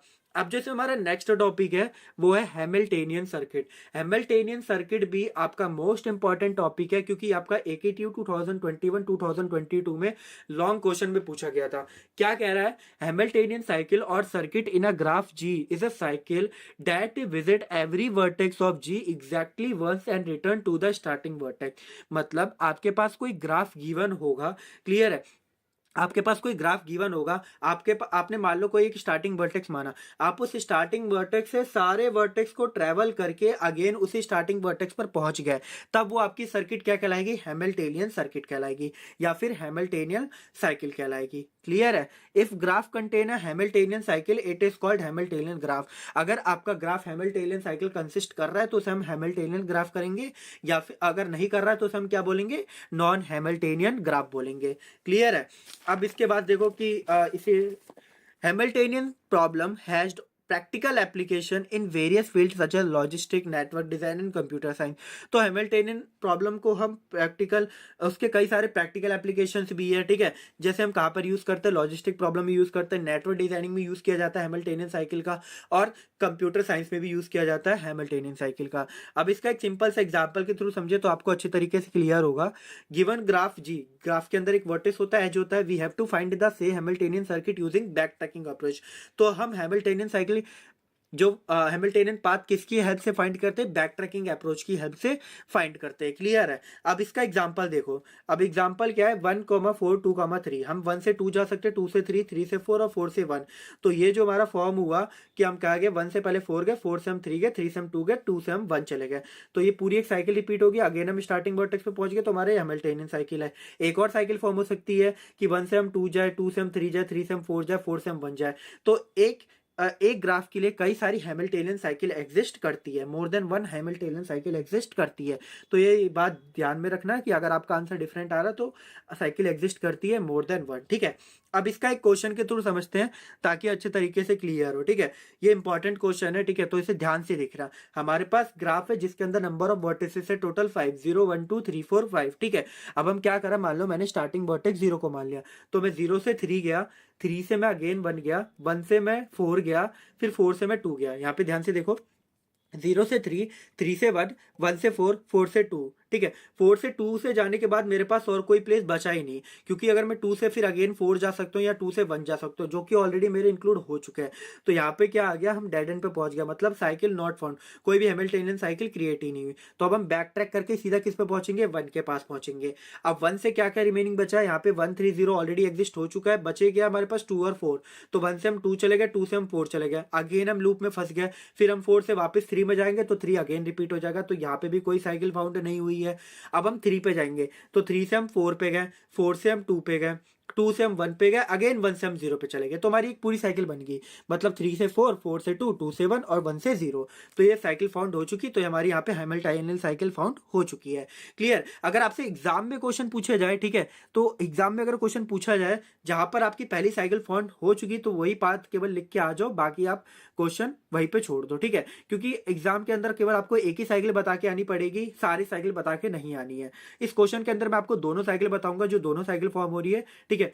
तो यहां से देखो, अब मैंने क्या करा, अब मैं यहाँ से 0 से 3 गया, अब मैं 0 से 1 भी तो जा सकता हूँ। तो मैं 0 से 1 गया, 1 से 3 गया, 3 से 4 गया, फिर 4 से 2 गया, फिर अगेन मैं फंस गया, कोई भी साइकिल फॉर्म नहीं हुई। तो यहाँ पे साइकिल नॉट फाउंड। फिर मैं बैक ट्रैक करा, 3 पे पहुंचा, 3 से मैं वापस 4 पे चला गया, 4 से अगेन 2 पे चला गया, कोई साइकिल फाउंड नहीं हुई। तो यहाँ पर भी no cycle found. Again back track करके मैं पहुंच गया 1 के पास। अब 1 के पास जाके मैं किधर गया, 1 से मैं 2 गया, फिर 2 से मैं किधर गया, 4 गया, 4 से मैं किधर गया, 3 गया, और 3 से मैं अगेन किस पे चला गया, 0 चला गया। तो एक और पाथ मिल गया मेरे, 0 1 2 4 3 0। तो यहाँ पे 2 साइकिल फाउंड हुई, एक ये रही साइकिल, एक ये रही साइकिल, ठीक है। तो मैंने लेकिन आपको क्या बताया, जैसे ही आपको एक साइकिल मिल गई तो आपका वहां पे जो आपका सॉल्यूशन था वो फाइंड हो चुका, आपका क्वेश्चन कंप्लीट हो गया है। क्लियर है। आगे साइकिल फाउंड मत करना, क्योंकि आपका केवल टाइम ही वेस्ट होगा, क्योंकि नंबर आपको उतने ही मिलेंगे जितने नंबर का क्वेश्चन है, ठीक है। तो इस तरीके से हम बेसिकली फाइंड करते हैं हैमिल्टनियन साइकिल को। एक क्वेश्चन ये आपका होमवर्क के लिए, ठीक है, ये भी इंपॉर्टेंट क्वेश्चन है, ठीक है। ये भी एकेटिव के अंदर पूछा गया क्वेश्चन है, जैसे मैंने प्रीवियस वाला क्वेश्चन करा है सेम एज इट इज ये वाला क्वेश्चन होगा, ठीक है। आप इसे उसी की तरह करना जैसे भी प्रीवियस क्वेश्चन करा है, आसानी से आपका आंसर निकल जाएगा। उसका आंसर आप मुझे कमेंट बॉक्स में लिख के बता देना, मैं अगर जिसका आंसर भी सही होगा उसे वहां पर बता दिया जाएगा। क्लियर है। तो ये आपका होमवर्क है, आप इसे जरूर कर लेना। अब जो हमारा नेक्स्ट टॉपिक आता है वो होता है हमारा ग्राफ कलरिंग, ठीक है। क्या होता है graph colouring? In a graph colouring problem we colour the vertices of graph in such a way that no two adjacent vertex share the same graph, ठीक है। तो ग्राफ कलरिंग प्रॉब्लम इस तरीके की प्रॉब्लम है जिसमें कोई भी दो एडजेसेंट वर्टिसेस जो होना चाहिए उनका जो कलर सेम नहीं होना चाहिए। अगर यहाँ पे आप मान लो रेड कलर कर रहे हो तो यहाँ पे रेड नहीं होना चाहिए। अगर रेड रेड कन्फ्लिक्ट कर गए तो आपका यहाँ पे ग्राफ कलरिंग प्रॉब्लम अराइज हो जाएगी। क्लियर है। तो यहाँ पे आपको डिफरेंट कलर लेना है। अगर रेड है तो यहाँ पे सिंपल ग्रीन ले लो जो आपके पास गिवन कलर अवेलेबल है, ठीक है। तो इस टाइप की प्रॉब्लम होती है basically graph coloring problem. In this problem we have given a chromatic number. Chromatic number basically जो number of color हमारे पास given होते हैं, ठीक है, वही हमारा क्या कहलाता है, chromatic number कहलाता है, जिसे हम m से represent कर रहे हैं। which is the least number of color needed to color a graph. मतलब जो minimum number of color हमारे पास given है ग्राफ को कलर करने के लिए, ग्राफ के वर्टिसेस को कलर करने के लिए, ठीक है, वही हमारा बेसिकली क्या होता है, क्रोमेटिक नंबर कहलाता है, ठीक है। अब एग्जांपल ले अगर ग्राफ कलरिंग का, तो ये सिंपल सा एग्जांपल है। तो यहाँ पे क्या है, आपको एक ग्राफ दे रखा है जिसमें हम देख रहे हैं कोई भी दो एडजेसेंट वर्टिसेस का कलर सेम नहीं है, ठीक है। क्योंकि अगर इन दोनों एडजेसेंट वर्टिक्स है, इसका येलो इसका ब्लू है, कोई भी कॉन्फ्लिक्ट नहीं हो रहा। ये दोनों एडजेसेंट वर्टिक्स है, इसका येलो इसका रेड है, कोई भी कॉन्फ्लिक्ट नहीं हो रहा। ये आपके दोनों एडजेसेंट वर्टिक्स है, इसका ब्लू है इसका रेड है, कोई भी कॉन्फ्लिक्ट नहीं हो रहा। ये भी एडजेसेंट है, दोनों डिफरेंट है, ये भी एडजेसेंट है, दोनों डिफरेंट है। ये एडजेसेंट नहीं है तो दोनों का सेम हो सकता है, ये और ये एडजेसेंट नहीं है तो ये दोनों का सेम हो सकता है, ठीक है। तो इस तरीके से सिंपल हम अप्लाई करते हैं ग्राफ कलरिंग को, ठीक है। यहां से भी आपका बेसिकली शॉर्ट मार्क्स का क्वेश्चन पूछा जाता है, ठीक है। यहां से लॉन्ग क्वेश्चन पूछा नहीं जा सकता है, तो आप शॉर्ट क्वेश्चन के लिए इसे अच्छे तरीके से प्रिपेयर कर लेना। और क्रोमेटिक नंबर जो मैं आपको बताया था वहां लिख भी रखा है। Chromatic number is basically number of colour used for colouring graph. Graph को कलरिंग करने के लिए जो नंबर ऑफ कलर हम यूज कर रहे हैं वही बेसिकली हमारे क्या कहलाते हैं, क्रोमेटिक नंबर कहलाते हैं। क्लियर है। तो ये होता है हमारा सिंपल सा ग्राफ कलरिंग क्या होता है। तो ग्राफ कलरिंग आपको अच्छी तरीके से समझ में आया होगा कि कैसे हम ग्राफ कलरिंग को अप्लाई करते हैं पर्टिकुलर ग्राफ के अंदर, ठीक है। तो यहाँ पे ग्राफ कलरिंग कॉन्सेप्ट हमारा क्लियर हो गया है। अब जो हमारा नेक्स्ट टॉपिक है वो क्या है, ब्रांच एंड बाउंड मेथड, ठीक है। तो the branch and bound algorithm is similar to back tracking but is used for solving optimise problem. ये हमारी सिमिलर है बिल्कुल, कैसी टेक्निक के, बैक ट्रैकिंग टेक्निक के, बिल्कुल उसी की तरह सिमिलर है। ये भी यूज की जाती है किसके लिए, ऑप्टिमाइज प्रॉब्लम को सॉल्व करने के लिए। Branch and bound method applied where greedy and dynamic programming technique fails, मतलब जहां पर ग्रीडी टेक्निक और डायनेमिक प्रोग्रामिंग टेक्निक फेल हो गई वहां पर हम किसका यूज करते हैं, ब्रांच एंड बाउंड मेथड का यूज करते हैं। This approach is effective for optimisation. ये जनरली जो ब्रांच एंड बाउंड मेथड है, ये ऑप्टिमाइजेशन टेक्निक है, ये हम इसलिए यूज कर पाते हैं, इसलिए यूज करते हैं ताकि हम अपने सॉल्यूशन को और ज्यादा ऑप्टिमाइज कर पाए। अगर एक सिंपल सा एग्जांपल ले तो ये रहा, जो हमारे पास एक गिवन ग्राफ है या ट्री गिवन है, ठीक है। अगर हम इसमें फीफो निकाले तो हम क्या करेंगे, फर्स्ट वाले से हम अपने ट्री को अरेंज करना शुरू करेंगे। अगर हम लीफो ऑर्डर से चलेंगे तो जो लास्ट वाला वर्टेक्स होगा उसके थ्रू हम अपने अकॉर्डिंग को चलेंगे। लेकिन जो हमारा ब्रांच एंड बाउंड मेथड है वो least cost branch and bound method, मतलब लीस्ट कोस्ट के ऊपर जो इनमें से लीस्ट होगा उसके थ्रू ट्री को ट्रेवर्स करना शुरू करेंगे। तो ब्रांच एंड बाउंड मेथड है, इसको हम ऑल क्या बोलते हैं, least cost branch and bound method भी बोलते हैं। क्लियर है। तो ये हमारा सिंपल सा कहलाता है ब्रांच एंड बाउंड मेथड। इसी के टेक्निक के ऊपर हमारे पास एक फेमस प्रॉब्लम है जिसको हम बोलते हैं ट्रैवलिंग सेल्स पर्सन प्रॉब्लम, जो कि मोस्ट इंपॉर्टेंट प्रॉब्लम है, हर साल एक लॉन्ग क्वेश्चन जरूर पूछा जाता है। अब वो क्या प्रॉब्लम है वो समझो, ठीक है। तो ये हमारा जो इसमें टॉपिक है ट्रैवलिंग सेल्समैन प्रॉब्लम, AKT 2023-24 में लॉन्ग क्वेश्चन में पूछा गया था। क्या कह रहा है problem, given a set of cities and distance between every pair of cities, ठीक है। आपके पास क्या होंगे, सेट ऑफ सिटीज, मतलब सिटीज गिवन होंगी, ठीक है, उनके साथ साथ उन सिटीज की डिस्टेंस भी गिवन होगी। The problem is to find the shortest possible route that a salesman visit every city exactly once and return to the starting point. तो इस प्रॉब्लम क्या कह रही है, एक सेल पर्सन होगा या सेल्स मैन होगा जो कि क्या करेगा, हर एक सिटी को ट्रेवल करेगा, ठीक है। ट्रेवल करने के बाद अगेन उस सिटी पर पहुंच जाएगा जिस सिटी से उसने ट्रेवलिंग शुरू करी थी। क्लियर है। लेकिन जो पाथ होना चाहिए सिटी को ट्रेवल करने का वो कैसा होना चाहिए, शॉर्टेस्ट पाथ होना चाहिए। तो हमें हर एक सिटी के शॉर्टेस्ट पाथ को फाइंड करके निकालना पड़ेगा जिसके थ्रू हमारा जो सेल पर्सन है वो आसानी से ट्रेवल करके अगेन स्टार्टिंग पॉइंट पर पहुंच पाए, ठीक है। तो assuming a sales person has to travel n cities, मान लिया कि जो हमारा सेल्समैन है वो एन सिटीज को ट्रेवल करेगा। He started from a particular city, visit each city once and then return to his starting point. वो क्या करेगा, हर सिटी को एक बार विजिट करेगा। अगर हर सिटी को एक बार विजिट करेगा, ठीक है, देन कहाँ पहुंच जाएगा, अपने स्टार्टिंग पॉइंट पर पहुंच जाएंगे। एक सिटी मतलब एक सिटी को आप 2 बार विजिट नहीं कर सकते, सिर्फ एक ही बार विजिट कर सकते हो। क्लियर है।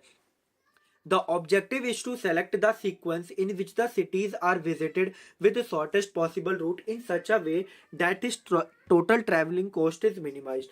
तो आपको उन पाथ को सेलेक्ट करना है, उन सिटीज के पाथ को सेलेक्ट करना है जिनका जो कॉस्ट आए वो क्या है, कम से कम आए, जिसके वजह से जो टोटल कॉस्ट निकलेगा सेल पर्सन का सिटी को विजिट करने का वो ओवरऑल कॉस्ट भी क्या होगा, मिनिमाइज्ड होगा, ठीक है। ओवरऑल कॉस्ट भी क्या आएगा, मिनिमम आएगा। तो आपको वो सारे शॉर्टेस्ट पाथ निकाल के दिखाने हैं। क्लियर है। तो चलो इस प्रॉब्लम को हम सॉल्व करते हैं, ठीक है। इसके बेसिकली पहले हम डायनेमिक प्रोग्रामिंग की हेल्प से सॉल्व करेंगे, देन हम जो हमने अभी ब्रांच एंड बाउंड मेथड बताया था उसकी हेल्प से भी सॉल्व करेंगे। मोस्ट इंपॉर्टेंट प्रॉब्लम है तो ध्यान से देखना। क्लियर है। तो चलो शुरू करते हैं। तो हमारे पास एक सिंपल सा क्वेश्चन गिवन है, ठीक है, जिसके रिगार्डिंग हमारे पास क्या है, एक वर्टेक्स ग्राफ गिवन है, ठीक है, उसके लिए हमारे पास डेटा गिवन है। ये हमारे पास क्या है, डायरेक्टेड है, ठीक है, मतलब बोथ डायरेक्शन, इसमें इनवर्ड भी आउटवर्ड भी, दोनों डायरेक्शन एक तरह के, मतलब इधर से एक पैरेलल एजेस फॉर्म हो रहा था जो इधर से जा रहा था, मैंने दोनों को एक में शो करके दिखा दिया। उन सारे के लिए हमारे पास गिवन वेट गिवन है, ठीक है, उन सारे के लिए हमारे पास वेट भी गिवन है। अब हम डायनेमिक प्रोग्रामिंग का यूज करके इसको सॉल्व करते हैं और इसका टोटल मिनिमम कॉस्ट फाइंड करके निकालते हैं। कैसे फाइंड करते हैं वो देखो। हम क्या कर रहे हैं, हमने 1 से मान लो शुरू करा, हमारे जो ट्रेवलर पर्सन है, ठीक है, सेल्समैन पर्सन है, वो 1 से स्टार्ट करा ट्रेवल करना, फिर 1 से 2 गया, 2 से 3 गया, 3 से 4 गया और 4 से अगेन कहाँ पहुंच गया, 1 पे पहुंच गया। फिर ऐसे ही 1 से 2 गया, 2 से 4 गया, 4 से 3 गया, 3 से 1, ठीक है। अब यहाँ से 2 हो गया। अभी मान लो 1 से 3 गया, 3 से अब क्या क्या बचा, उस पर 2 जा सकता है, 4 जा सकता है, फिर 1 वापस, 3 से 4 जा सकता है, 2 जा सकता है, 1 वापस। अब मान लो 1 से डायरेक्ट 4 पे चला गया, 4 पे गया तो 4 से वो 2 जाएगा, 2 से 3 जाएगा, 1 जाएगा, क्योंकि 4 ऑलरेडी वो क्रॉस कर चुका है। फिर 1 से 4, 4 से 3, 3 से 2, 2 से 1। तो ये सारे हमने पहले पाथ लिख दिए हैं। क्लियर है। अब इसके रिगार्डिंग हमें क्या निकालना पड़ेगा, इनका सम फाइंड करना पड़ेगा। कैसे सम फाइंड करेंगे वो ध्यान से देखो। आपको लास्ट वाला वेट तो पता है, ऊपर से चल के आओगे तो बहुत ज्यादा कॉम्प्लेक्स हो जाएगा। हमेशा बेस से शुरू करा करो। तो 4,1 पे हमारे पास वैल्यू क्या दे रखी है, 4,1 पे हमारे पास वैल्यू गिवन है, जो वेट है वो 8 है। ऐसी 3,1 पे देखोगे तो 6 गिवन है, 2,1 पे देखोगे तो 5 गिवन है, ठीक है। और 3,1 पे देखोगे अगेन 6 गिवन है, और 2,1 पे देखोगे तो 5 गिवन है, जो कि यहाँ पे सेम वही सारी वेराइटी हमने लिख दी है, 8 6 8 5 6 1, ठीक है। अब हमें क्या करना पड़ेगा, अब 3 से 4 पे हमें पास क्या वेट गिवन है, ये रहा 3, ये रहा 3, ये रहा 4। 3 से 4 पे हमारे पास वेट गिवन है 12, 12 गिवन है, और यहाँ पे क्या था 8, तो 12 प्लस 8 कितना आ गया 20। मतलब 3 से 1 पर जाने के वाले हमारे पास कॉस्ट क्या आई, 20 आई। ऐसे हम 4 से 1 की निकालेंगे, तो 4 से 1 की निकालोगे तो 4 से पहले आपको कहाँ जाना पड़ेगा 3, जिसका कॉस्ट बेसिकली क्या आएगा, 4 से 3 पे कॉस्ट आ रहा है आपका 9, तो 9 प्लस 6 कितना हो गया 15। ऐसे 2 का निकालोगे तो 2 का आएगा यहाँ पे 10, और 10 प्लस 8 हो गया 18। 4 से 2 निकालोगे तो 2। सिंपल इस मैट्रिक्स के अंदर देखना आपको सारी चीजें दिख जाएगी। 4 से 2 का कोस्ट ये रहा 8, ठीक है। तो 4 से 2 पे हमारे क्या है बेसिकली 8, और यहाँ पे क्या है 5, तो 8 प्लस 5 हो गया 13। ऐसे 2 से 3 आएगा 9, और 3 से 1 है 6, तो 9 प्लस 6 हो गया 15। 3 से 2 आएगा 13, और 2 से 1 है हमारा 5, तो 13 प्लस 5 आ गया 18। तो इस तरीके से हमने सारे निकाल लिए, ठीक है। अब उसके बाद हमें क्या करना पड़ेगा, यहाँ से डबल विजिटेड हुआ है, तो यहाँ से भाई डबल हमारे बेसिकली यहाँ से क्या हुआ, 2 ट्री फॉर्मेशन हुए, एक यहाँ से फॉर्म हुआ, एक यहाँ से फॉर्म हुआ। अब इसके लिए हमें क्या यहाँ से मिनिमम फाइंड करना पड़ेगा, ठीक है। अब मिनिमम फाइंड कैसे होगा, बेसिकली यहाँ पे कितना था, ये 2 और 3 के लिए वेट कितना गिवन है, 2 और 3 के हमारे पास वेट गिवन है 9, और रिसेंटली कितना था 20, तो 20 प्लस 9 करोगे तो आएगा 29। 2,4 के लिए वेट गिवन है 10, और रिसेंटली कितना था 15, तो 15 प्लस 10 कितना हो गया 25, ठीक है। तो 29 और 25 में मिनिमम क्या है 25। ऐसे आप निकालोगे तो आएगा 31, ये रहा 25। इन दोनों का मिनिमम फाइट करोगे तो आएगा अगेन 25। इन दोनों का आप निकालोगे तो आएगा 27, यहाँ भी एक आएगा 23, एक आएगा 27। क्यों, क्योंकि 4 से 2 पे चेक करो, तो 4 से 2 पे हमारे पास कितना है 8 है, ठीक है। और यहाँ पे 4 से 2 का हमने कितना निकाला था 15 निकाला था, तो 15 प्लस 8 कितना हो गया 23, और यहाँ आएगा 27। इन दोनों में मिनिमम फाइंड करोगे तो क्या आएगा आपका 23 आ जाएगा। तो सबकी वैल्यू आ गई यहाँ पे 25 25 23, ठीक है। अब यहाँ से आपको निकालना पड़ेगा 1 से 2 पे हमारे पास वैल्यू क्या है, 1 से 2 पे हमारे पास 10 गिवन है, तो 10 प्लस 25 कितना हो गया 35। अब यहाँ पे कितना है 25। 1 से 3 हमारे पास 15, तो 25 प्लस 15 करोगे तो आएगा 40। फिर आएगा यहाँ पे 1 से 4 पे हमारे पास है 20, और यहाँ पे कितना 23, तो 20 और 23 में से चेक करोगे तो क्या आएगा 47। 20 और 23 और 20 को ऐड करोगे तो आएगा 43। अब इन सब में से मिनिमम आपकी वैल्यू क्या है 35। तो मिनिमम कॉस्ट जो आएगी ट्रैवल पर्सन की, ठीक है, मतलब सेल्स पर्सन की, वो क्या आएगी 35। हर एक सिटी को विजिट करने की उसकी कॉस्ट जो निकलेगी वो आएगी 35। तो 35 मिनिमम कॉस्ट होगा, जिसके थ्रू हमारा जो सेल्स पर्सन होगा वो सारे सिटी को विजिट करके अपने स्टार्टिंग पॉइंट पर पहुंच पाएगा। तो ये हमारा इसका फाइनल आंसर होगा। तो इसमें हमने कौन सा अप्रोच यूज करा, डायनेमिक प्रोग्रामिंग का यूज करा, डायनेमिक अप्रोच यूज करा। डायनेमिक अप्रोच का यूज करके हमने मिनिमम कॉस्ट फाइंड करी। क्लियर है। तो आपको ये मेथड जो अच्छी तरीके से समझ में आया होगा। ऐसे हमारा इसमें दूसरा मेथड होता है जो कि होता है branch and bound method. Clear है। तो ये हमारा एक दूसरा कोई क्वेश्चन हमारे पास एक दूसरा क्वेश्चन गिवन है जो कि इंपॉर्टेंट क्वेश्चन है, एग्जाम में पूछा गया था AQ में। हमारे पास क्या है, हमारे पास एक सिंपल ग्राफ के जो हमारे वर्टिसेस थे उन सबका वेट गिवन है, ठीक है। जो क्या है इन्फिनिटी 10 5 3 8 इन्फिनिटी 9 7 1 6 इन्फिनिटी 9 2 3 8 इन्फिनिटी, ठीक है। अब ब्रांच एंड बाउंड मेथड का पहला मेथड क्या, पहला स्टेप क्या होता है कि आपको रो रिडक्शन करना पड़ता है। रो रिडक्शन अगर हो रहा है तो करोगे, तो इसमें से जो आपका रो रिडक्शन कैसे फॉर्म होता है, इनमें से मिनिमम वैल्यू फाइंड करते हैं। इसमें मिनिमम वैल्यू क्या है 3, इन सब में मिनिमम वैल्यू क्या है आपकी 7, इन सब में मिनिमम वैल्यू क्या है आपकी 1, इन सब में मिनिमम वैल्यू क्या है आपकी 2, ठीक है। तो रो रिडक्शन में से मिनिमम वैल्यू फाइंड करके बाहर निकालते हैं। तो देखो वही बात यहाँ पे लिख रखी है, ठीक है। तो यहाँ पे देखो रो मिनिमम मैंने क्या करा, यहाँ पे मिनिमम 3 है, मिनिमम 7 है, मिनिमम 1 आया और मिनिमम 2 आया। अब इन मिनिमम को आपको क्या करना पड़ेगा, इन रो में से सब्ट्रैक्ट करना पड़ेगा। तो इनफाइनाइट -3 करोगे तो इनफाइनाइट ही आएगा, 10 - 3 करोगे तो 7 आएगा, तो 5 माइनस 3 करोगे तो 2 आएगा, और 3 माइनस 3 करोगे तो 0 आ जाएगा। क्लियर है। ऐसे 8 माइनस 7 करोगे तो 1, इनफाइनाइट माइनस 7 इन्फिनिटी, 9 माइनस 7 2, और 7 minus 7 0, 1 minus 1 0, 6 minus 1 5, infinity minus 1 infinity, और 9 माइनस 1 क्या आ जाएगा, 8 आ जाएगा, क्योंकि इन्फिनिटी में से कुछ भी घटाओगे तो इन्फिनिटी ही आएगा। 2 करोगे तो 0, 3 माइनस 2 करोगे तो 1, 8 माइनस 2 करोगे तो 6, और इन्फिनिटी माइनस 2 करोगे तो इन्फिनिटी। तो रो रिडक्शन करने के बाद जो हमारे पास अब फाइनल मैट्रिक्स आएगी वो ये बनेगी। क्लियर है। अब इसके अंदर देखो कोई भी कॉलम रो रिडक्शन अगेन हो रहा है, रो रिडक्शन तो कोई भी फॉर्म नहीं हो रहा, क्योंकि यहाँ भी जीरो, यहाँ भी जीरो, यहाँ भी जीरो, और यहाँ भी जीरो। अगर रो के अंदर जीरो इंसर्ट एग्जिस्ट कर रहा है, या फिर इन्फिनिटी एग्जिस्ट कर रहा है, ठीक है, जीरो और इन्फिनिटी एग्जिस्ट कर रहे हैं, तब आपका कोई भी रो रिडक्शन नहीं होगा। अब कॉलम रिडक्शन देखे कोई भी हो सकता है, तो कॉलम रिडक्शन चेक करें तो इसमें तो नहीं होगा, इसमें होगा। इसमें मिनिमम वैल्यू क्या है कॉलम रिडक्शन की, 1 है। इसमें कॉलम रिडक्शन की मिनिमम वैल्यू क्या है, 2 है, और इसमें कोई भी नहीं है। तो हमारे पास दो कॉलम रिडक्शन की वैल्यू भी है, एक क्या है, एक 1 और एक 2। अब कॉलम जो हमारे निकले जिनमें से हमने मिनिमम वैल्यू फाइंड करा, इन दोनों कॉलम में से ही हम उस मिनिमम वैल्यू को सब्ट्रैक्ट करेंगे सिर्फ। तो इन्फिनिटी 1 0 0 0 एज इट इज आ गया, इसमें से सब्ट्रैक्ट करो 1 तो आएगा 6, इन्फिनिटी 4 और 0, ठीक है। इसमें से करोगे तो 2 0 0 इन्फिनिटी और 4 आ जाएगा, ठीक है। 0 0 इन्फिनिटी 4 एज इट इज, और लास्ट वाली वैल्यू एज इट इज लिख दिया, ठीक है।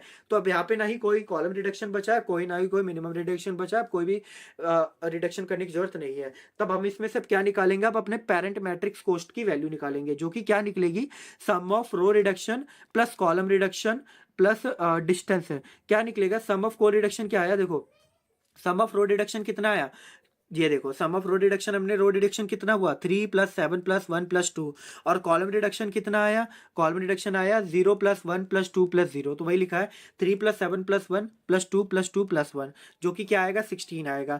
तो हमें अब यहाँ से ट्री फॉर्मेशन शुरू करेंगे, तो ए से बी सी डी, अभी हमने किसका निकाला है, सिर्फ अभी हमारे पास जो पेरेंट मैट्रिक्स कोस्ट आई है वो निकली है 16। अब हमें सबकी वैल्यू निकालनी पड़ेगी, ए से बी की, ए से सी की, ए से डी की। ये सारी वैल्यू मैं निकाल चुका था, इसलिए यहाँ पे लिखा। अभी मान लो यहाँ पर कोई भी वैल्यू नहीं है, अब मुझे एक एक करके इन सबकी वैल्यू फाइंड करनी पड़ेगी। तो पहली वैल्यू किसकी निकालूंगा, ए से बी की वैल्यू निकालूंगा। क्लियर है। और जो हमारा पेरेंट मैट्रिक्स होगा, इसमें जो हमारा पेरेंट मैट्रिक्स होगा वो M1 वाला होगा। क्लियर है। तो ये M1 जो होगा ये हमारा क्या कहलाएगा, पेरेंट मैट्रिक्स कहलाएगा अभी इनिशियली में। तो देखो ध्यान से, अब ए से बी मुझे फॉर्मेशन करना है, तो कैसे फॉर्मेट होगा, जो हमारा ए रिप्रेजेंट कर रहा है रो को, और बी रिप्रेजेंट कर रहा है हमारे कॉलम को। तो ए कॉलम जो ए रिप्रेजेंट कर रहा है रो को, तो ए रो पे आपको इन्फिनिटी लिखनी है, और बी कॉलम पे आपको इन्फिनिटी लिख दे रहा है, ठीक है। तो ए रो पे मैंने इन्फिनिटी लिख दिया, और बी कॉलम पे इन्फिनिटी लिख दिया, और साथ ही साथ बी ए पे भी आपको क्या लिख देना है, इन्फिनिटी कर देना है, ठीक है। और बाकी जो वैल्यू है एज इट इज उतार के रख देनी है, जो आपकी पेरेंट मैट्रिक्स की है। क्या क्या है, 0 0 0, और जो भी वैल्यू बची है, ठीक है, जो कि मैंने यहाँ पे उतार के रख दी, 0 0 8 4 और 0 0 इन्फिनिटी, ठीक है। वो सब आप यहाँ से पीछे से आसानी से देख के कर लोगे। तो यहाँ पे देखो कोई भी कॉलम रिडक्शन है, रो रिडक्शन की जरूरत है, यहाँ पे सिर्फ इन्फिनिटी है, यहाँ 0 है, यहाँ भी 0 है, यहाँ भी 0 है। तो रो के अंदर तो जरूरत नहीं है रो रिडक्शन की, क्योंकि इन्फिनिटी और 0 प्रेजेंट है। अगर कॉलम रिडक्शन के अंदर देखें तो यहाँ पे 0 है, यहाँ इन्फिनिटी है, यहाँ भी 0, यहाँ भी 0 प्रेजेंट है। तो कोई भी जरूरत नहीं है कॉलम रिडक्शन की भी, रो रिडक्शन के भी। हम डायरेक्ट अपना क्या फाइंड करेंगे, टोटल कॉस्ट फाइंड कर लेंगे। टोटल कॉस्ट का फॉर्मूला ध्यान रखो, parent matrix cost plus reduction plus distance between A comma B, ठीक है। तो पेरेंट मैट्रिक्स कॉस्ट मैं ऑलरेडी अभी निकाल के आया था, ये जो हमने देखो हमने निकाल रखी है, जो कि क्या आई थी, 16 आई थी, ठीक है। तो यहाँ पे लिख दिया हमने 16 प्लस रिडक्शन। रिडक्शन क्या आया, इधर कोई भी रिडक्शन हुआ, कोई भी रिडक्शन नहीं हुआ, तो इसलिए यहाँ पे क्या रिडक्शन की वैल्यू है, 0। डिस्टेंस ऑफ ए बी, तो ए बी की डिस्टेंस क्या निकली है वो ध्यान से देखो। हम कहाँ से चेक करेंगे, वो अपने पेरेंट मैट्रिक्स से चेक करेंगे, जो कि हमारा M1 है। तो डिस्टेंस ऑफ ए बी क्या आया, ए बी की हमारी डिस्टेंस आई 6 आई। क्लियर है। तो यहाँ पे क्या लिख दिया हमने, 6 लिख दिया। तो 16 प्लस 0 प्लस 6 करोगे तो क्या आएगा, 22। तो मतलब ए से बी की ट्रैवल की कॉस्ट हमारी क्या निकल गई, 22। तो इसको अपडेट कर दिया हमने किससे, 22 से अपडेट कर दिया। अब ऐसे हम किसकी फाइंड करेंगे, ए से सी की फाइंड करेंगे, ठीक है। सेम टेक्निक यूज करना है आपको। ए से सी में आपका ए वाला होगा रो, और सी होगा आपका कॉलम। तो ए रो को इन्फिनिटी करना है और सी कॉलम को पहले इन्फिनिटी कर दो और सी और ए को इन्फिनिटी कर दो, मतलब सी कॉमा ए ये रहा, इसको इन्फिनिटी कर दो, कर लिया आपने। अब इसमें कोई भी रो मिनिमम हो रहा है, इसमें पूरा इन्फिनिटी तो कोई भी जरूरत नहीं है, यहाँ पे 0% है तो कोई भी जरूरत नहीं है। यहाँ पे इन्फिनिटी और 4 है, इन्फिनिटी है लेकिन 0% नहीं है, तो यहाँ पे हमें क्या करना पड़ेगा, मिनिमम यहाँ पे आ गई वैल्यू हमारी 4, ठीक है। अब इसमें ऑलरेडी 0% है तो कोई भी नहीं, तो रो रिडक्शन करना पड़ेगा, वो भी कितना 4, वो भी कौन से रो में, आपके थर्ड रो में करना पड़ेगा सिर्फ। तो first row as it is, second row as it is, third row में आप क्या कर दो, रो रिडक्शन। तो इन्फिनिटी -4 करोगे तो आएगा इन्फिनिटी, 4 - 4 0, इन्फिनिटी -4 इन्फिनिटी, और 8 - 4 आ जाएगा आपका 4, सिंपल है। और डी की वैल्यू एज इट इज की एज इट इज उठा के रख दो। अब देखो कोई भी रो रिडक्शन की जरूरत है नहीं है, इसमें भी नहीं है क्योंकि 0% है, इसमें भी नहीं है, इसमें भी नहीं है। अब कॉलम रिडक्शन, इधर भी 0 इधर भी 0, इस पूरे में इन्फिनिटी है तो कोई जरूरत नहीं है, इसमें 0 है तो कोई जरूरत नहीं है, तो ना ही कॉलम रिडक्शन की जरूरत है ना ही रो रिडक्शन की जरूरत है। अब हम इसमें सिंपल टोटल कॉस्ट फाइंड कर देंगे। टोटल कॉस्ट कैसे फाइंड करेंगे, जो कि मैंने आपको फॉर्मूला बताया था, parent matrix cost plus reduction plus distance between distance of AC, ठीक है, डिस्टेंस ऑफ AC। तो पेरेंट कॉस्ट क्या आया था 16, और रिडक्शन कितना करा हमने 4 का, और डिस्टेंस ऑफ AC क्या निकला वो यहाँ पे चेक करो। पेरेंट मैट्रिक्स के अंदर A और C क्या वैल्यू है 0, तो डिस्टेंस ऑफ AC क्या आया हमारा, सिंपल 0। तो 16 + 4 + 0 करोगे तो क्या आएगा, 20 आएगा। तो हमने टोटल कॉस्ट फाइंड कर लिया अपना AC का भी, जो कि क्या निकला 20, तो इसको भी अपडेट कर देंगे 20 से। अब हमारे पास बचा AD, ठीक है। अब AD को सिंपल ऐसे ही करना जैसे ये वाला टेक करा था। अब देखो यहाँ पे AD वाले को भी सेम उसी तरीके से करो। A आपका क्या है, रो, और D आपका कॉलम, तो A रो को और D कॉलम को इन्फिनिटी कर दो, और साथ ही साथ AD, ठीक है, और साथ ही साथ DA को आपको क्या करना पड़ेगा, इन्फिनिटी। DA को भी आपने क्या कर दिया, इन्फिनिटी कर दिया। बाकी जो वैल्यूज बची है एज इट इज, जो पेरेंट मैट्रिक्स के अंदर वैल्यू है वो उठा के यहाँ पे रख दो। क्लियर। अब इसमें देखो कोई भी कॉलम रिडक्शन या रो रिडक्शन की जरूरत है, तो यहाँ पे पूरा इन्फिनिटी है तो कोई दिक्कत नहीं है, यहाँ पे 0% है, यहाँ भी 0% है, यहाँ भी 0%, तो रो रिडक्शन की जरूरत है ही नहीं। अब कॉलम रिडक्शन देखो 0% है, 0% है, 0% है, और ये पूरा इन्फिनिटी है, तो इसमें ना ही कॉलम रिडक्शन की जरूरत है ना ही रो रिडक्शन की जरूरत है। तो डायरेक्ट टोटल कॉस्ट फाइंड कर लो। टोटल कॉस्ट निकालोगे तो क्या आएगा, तो 16 + 0 + 0, तो ओवरऑल क्या वैल्यू आएगी, 16 आएगी। क्यों, क्योंकि यहाँ पे डिस्टेंस ऑफ आप AD निकालोगे तो क्या आएगा, देखो A से D की डिस्टेंस हमें क्या कॉस्ट दे रखी है 0, तो यहाँ पे क्या आ जाएगा 0, तो 16 + 0 + 0 निकालोगे तो आएगा 16। तो यहाँ पे देखो आपने ABC, आपने इसका भी वैल्यू A से D की वैल्यू भी निकाल ली, क्या आया था 16। अब इन तीनों में से मिनिमम वैल्यू किसकी है, हमारी 16 की है, तो अब हम 16 से शुरू करेंगे आगे की अपनी ट्रैवलिंग को। क्लियर है, मतलब D वर्टिस से शुरू करेंगे अपने आगे की ट्रैवलिंग को। अब जो हमारा डी हमने जिसको सेलेक्ट करा है वो मैट्रिक्स हमारा हो जाएगा पेरेंट मैट्रिक्स। अब हम ये हमारा पेरेंट मैट्रिक्स है, इसके कंपैरिजन में आगे चीजें को फर्दर प्रोसेस करेंगे, ठीक है। अब हमारे पास क्या बचा, अब ADB बचा। क्लियर है। अब ADB का कैसे फाइंड करेंगे वो देखो। अब ADB तो स्टार्टिंग की जो आपकी दो लास्ट वाले हमेशा कॉलम रहेगा, याद रखना, बाकी जितने भी आगे वो सब रो है। तो A से D आपका रो हो गया और B आपका कॉलम हो गया, मतलब A और D आप रो को बिल्कुल इन्फिनिटी से रिप्रेजेंट कर दो और B कॉलम को आप इन्फिनिटी से रिप्रेजेंट कर दो, साथ ही साथ BA को आप इन्फिनिटी कर दो और BD को इन्फिनिटी कर दो। तो आपने BA को इन्फिनिटी कर दिया और BD को इन्फिनिटी कर दिया, और बाकी एज इट इज वैल्यू ऊपर से उतार दी जो आपकी रिमेनिंग बच गई थी पेरेंट मैट्रिक्स से, ठीक है। यहाँ पे लिख दिया। अब कोई भी यहाँ पे देखो रिडक्शन की जरूरत है, तो यहाँ पे column row reduction infinity 0 0 infinity, कोई भी रो रिडक्शन की जरूरत नहीं है। कॉलम रिडक्शन 0 पूरे में इन्फिनिटी, 0 इन्फिनिटी, कोई भी कॉलम रिडक्शन की जरूरत नहीं है, ना ही रो रिडक्शन की जरूरत है ना ही कॉलम रिडक्शन की जरूरत है। तो इसके अंदर हमारे पास कोई भी रिडक्शन नहीं हुआ, तो अब हमें क्या फाइंड करना पड़ेगा, टोटल कॉस्ट। तो क्या आएगा, वो भी parent matrix cost plus reduction plus distance between D भी, ठीक है। तो पेरेंट मैट्रिक्स कॉस्ट हमारी क्या निकली थी 16, यहाँ पे हमने जो निकाली है, प्लस रिडक्शन कोई हुआ नहीं तो 0, और डिस्टेंस ऑफ डी बी, ठीक है, हमेशा लास्ट के दो को हमें डिस्टेंस फाइंड करना है, डी बी क्योंकि हम डी बी तो बचा, ए से डी तो ऑलरेडी फाइंड कर चुके हैं, डी बी। तो अब देखो डी से बी का हमारा डिस्टेंस क्या है, ये रहा डी, ये रहा बी, जो कि क्या है 0। तो यहाँ पर कितना आ गया, बेसिकली 0 आ चुका है, जो कि क्या हो गया 16। तो हमने ए डी से बी की वैल्यू भी कॉस्ट फाइंड कर ली, जो कि क्या है हमारा 16 आया। क्लियर है। अब हम ए डी सी की वैल्यू फाइंड करेंगे। अब ए डी सी की value same as it is find करेंगे, जो अभी मैंने आपको समझाया था सेम वही। ए डी सी, ए डी आपका रो हो गया, सी आपका कॉलम हो गया, ए आपका पूरा इन्फिनिटी से कर दो, डी आपका पूरा इन्फिनिटी कैसे कर दो, और साथ ही साथ जो सी कॉलम है उसे इन्फिनिटी से कर दो, और साथ ही साथ सी ए को इन्फिनिटी कर दो और सी डी को इन्फिनिटी कर दो। बाकी जो रिमेनिंग है अपने पेरेंट मैट्रिक्स के अकॉर्डिंग कर लेना। क्लियर है। अब यहाँ पे मिनिमम वैल्यू देखो, अब यहाँ पे कोई रो रिडक्शन हो रहा है, रो रिडक्शन हो रहा है क्योंकि यहाँ पे 1 है और बाकी सब इन्फिनिटी है, तो मिनिमम वैल्यू 1 आ गई, यहाँ पे मिनिमम 4 आ गया, तो रो रिडक्शन परफॉर्म होगा यहाँ पे। तो रो रिडक्शन करो इस दो रो के अंदर, तो 1 - 1 0, बाकी सब इन्फिनिटी, 4 - 4 0, बाकी सब इन्फिनिटी एज इट इज। कोई भी रो रिडक्शन की जरूरत नहीं है इसमें, और कोई भी कॉलम रिडक्शन की जरूरत नहीं है। तो हम टोटल कोस्ट फाइंड कर लेंगे। अपना टोटल कोस्ट क्या निकलेगा, parent matrix cost plus reduction plus distance between DC. तो पेरेंट मैट्रिक्स कोस्ट क्या आई थी 16, और रिडक्शन हमारे पास क्या है बेसिकली 4 + 1 5, और डिस्टेंस ऑफ डीसी यहां से चेक करो, डिस्टेंस ऑफ डीसी क्या आया, डी एरा सी एरा, जो कि क्या है 4। ठीक है, तो एरा हमारा बेसिकली यहाँ पे 4 लिख दिया हमने। तो 5 + 4 9, 16 + 9 होता है 25। तो एडीसी का कोस्ट हमारे पास क्या आ गया, एडीसी का हमारे पास कोस्ट आ गया 25। क्लियर है। अब इन दोनों में से मिनिमम वैल्यू क्या आ गई हमारी 16 आ गई। तो अब हम इसको भी हम बाउंड कर चुके हैं, अब हम इससे भी आगे ट्रेवर्स नहीं करेंगे। अब हम यहाँ से आगे ट्रेवर्स करना शुरू करेंगे। तो बी से हमारे पास अब एक ही नोड बचा, क्योंकि यहाँ भी हम डी ऑलरेडी आ चुका है, ए ऑलरेडी आ चुका, बी आ चुका, बी से सिर्फ एक नोड बचा, वो भी क्या सी। तो हमारे पास क्या पाथ बना ए डी बी सी। अब इसका हम कोस्ट फाइंड कर लेंगे तो हमारा फाइनल आंसर निकल जाएगा। ठीक है, क्योंकि इसके अलावा कोई पाथ अभी बचा ही नहीं है। तो ए डी बी सी हो गया हमारा, जिसमें से हमारी ए डी बी हमारी रो हो गई, सी हमारा कॉलम हो गया।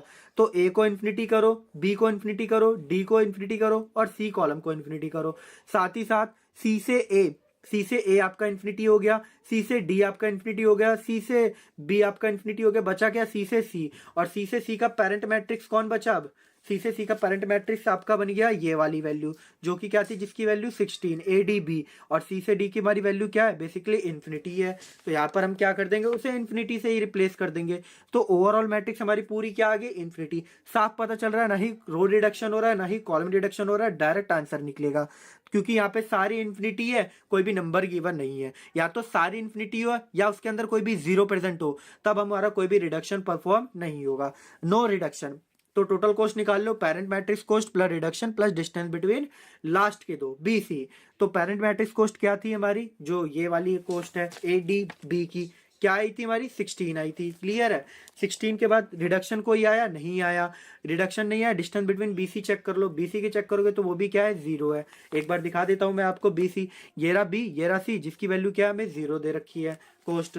तो ओवरऑल वैल्यू क्या आ गई इसमें 16 + 0 + 0 16 आ गई। तो एडीबीसी की जो टोटल कोस्ट निकला हमारे पास क्या आया 16 आ गई। ठीक है, और कोई तो बचा ही नहीं, हमने सारे, हमारे पास 4 वर्टिसेस थे और चारों वर्टिसेस को हम ट्रेवल कर गए, तो हमारे पास जो टोटल कोस्ट निकलेगी वो क्या निकलेगी 16। यहाँ भी 16 आई थी, ये भी हमारी 16 आएगी। मतलब हम ए से डी जाएंगे, डी से बी जाएंगे और बी से सी जाएंगे, तो ये हमारे पास पाथ बनेगा। ठीक है, जो कि देखो कैसे पाथ फॉर्म होगा। यहां से हम कहा गए, ए से हम डी गए, डी से हम बी गए, बी से हम सी गए और सी से हम गए, और टोटल कोस्ट निकालेंगे तो 3 3 9 1, जिसकी ओवरऑल कोस्ट निकालेंगे तो क्या आएगा 16 आएगा। क्लियर है। तो इस तरीके से हम ट्रैवलिंग सेल्समैन प्रॉब्लम का यूज करके अपना शॉर्टेस्ट पाथ फाइंड करते हैं। क्लियर है, जो कि आपको अच्छी तरीके से समझ में आया होगा। देखो मोस्ट इंपॉर्टेंट प्रॉब्लम है ट्रैवलिंग सेल्समैन प्रॉब्लम, तो आप इसे जरूर अच्छी तरीके से कर लेना। मैंने आपको स्टेप बाय स्टेप समझाया इसीलिए ताकि आप अच्छे तरीके से कर पाओ। ठीक है, तो ये अगर ट्रैवलिंग सेल्समैन प्रॉब्लम पूछा जाए तो आप पहले सिंपल थ्योरी लिख के बस समझा के आओ उसे। ठीक है, थ्योरी समझाने के बाद अगर आपसे डायनेमिक प्रोग्रामिंग की हेल्प से पूछा जाए, ठीक, अगर आपको डायनेमिक प्रोग्रामिंग की हेल्प से पूछा जाए तो आपको इस तरीके से बना के आना पड़ेगा, इस वे से। और ब्रांच एंड बाउंड का मेथड का यूज करके पूछा जाए तो आपको ऐसे फॉर्म करके दिखाना पड़ेगा। क्लियर है। देखो जो कि मैंने यहाँ पे आपको पूरा अच्छे तरीके से फॉर्म करके दिखा भी दिया है। अगर आप यहाँ पे कंफ्यूज हो रहे हो कि ये कैसे वैल्यू आ गई ए डी बी सी में 3 3 3 कैसे आ गया, तो ए से डी का आपको कॉस्ट क्या दे रखा है आपके फाइनल गिवन मैट्रिक्स के अंदर, वो चेक कर लो बस। ए से डी पे आपको कितना दे रखा है 3 दे रखा है। ठीक है, फिर आप कहाँ से गए डी से बी, डी से बी का आपको कोस्ट क्या दे रखा है, डी से बी का भी आपको 3 दे रखा है। क्लियर है। अब फिर आप कहाँ से गए, बी से सी गए, तो बी से सी का आपको क्या दे रखा है, ये रहा बी ये रहा सी, कितना दे रखा है 9, ये रहा 9। क्लियर है। फिर आपको सी से आप गए ए, तो सी से ए पे आपको कोस्ट कितना दे रखा है, सी से आपको ए का कोस्ट दे रखा है 1। तो यही सारी गिवन आपके जो कोस्ट थे वो मैंने यहाँ पे लिख के और टोटल सम कर दिया, तो आया आपका 16, जो कि हमने डायग्राम के थ्रू भी देखा। जो हमारा फाइनल कोस्ट निकला ए से सी पर पहुंचने का, वो हमारा क्या आया बेसिकली आया 16 आया। ठीक है, तो ये होता है हमारा ट्रैवलिंग सेल्समैन प्रॉब्लम, जो कि मोस्ट इंपॉर्टेंट प्रॉब्लम है, जिसे आप अच्छे तरीके से जरूर कर लेना।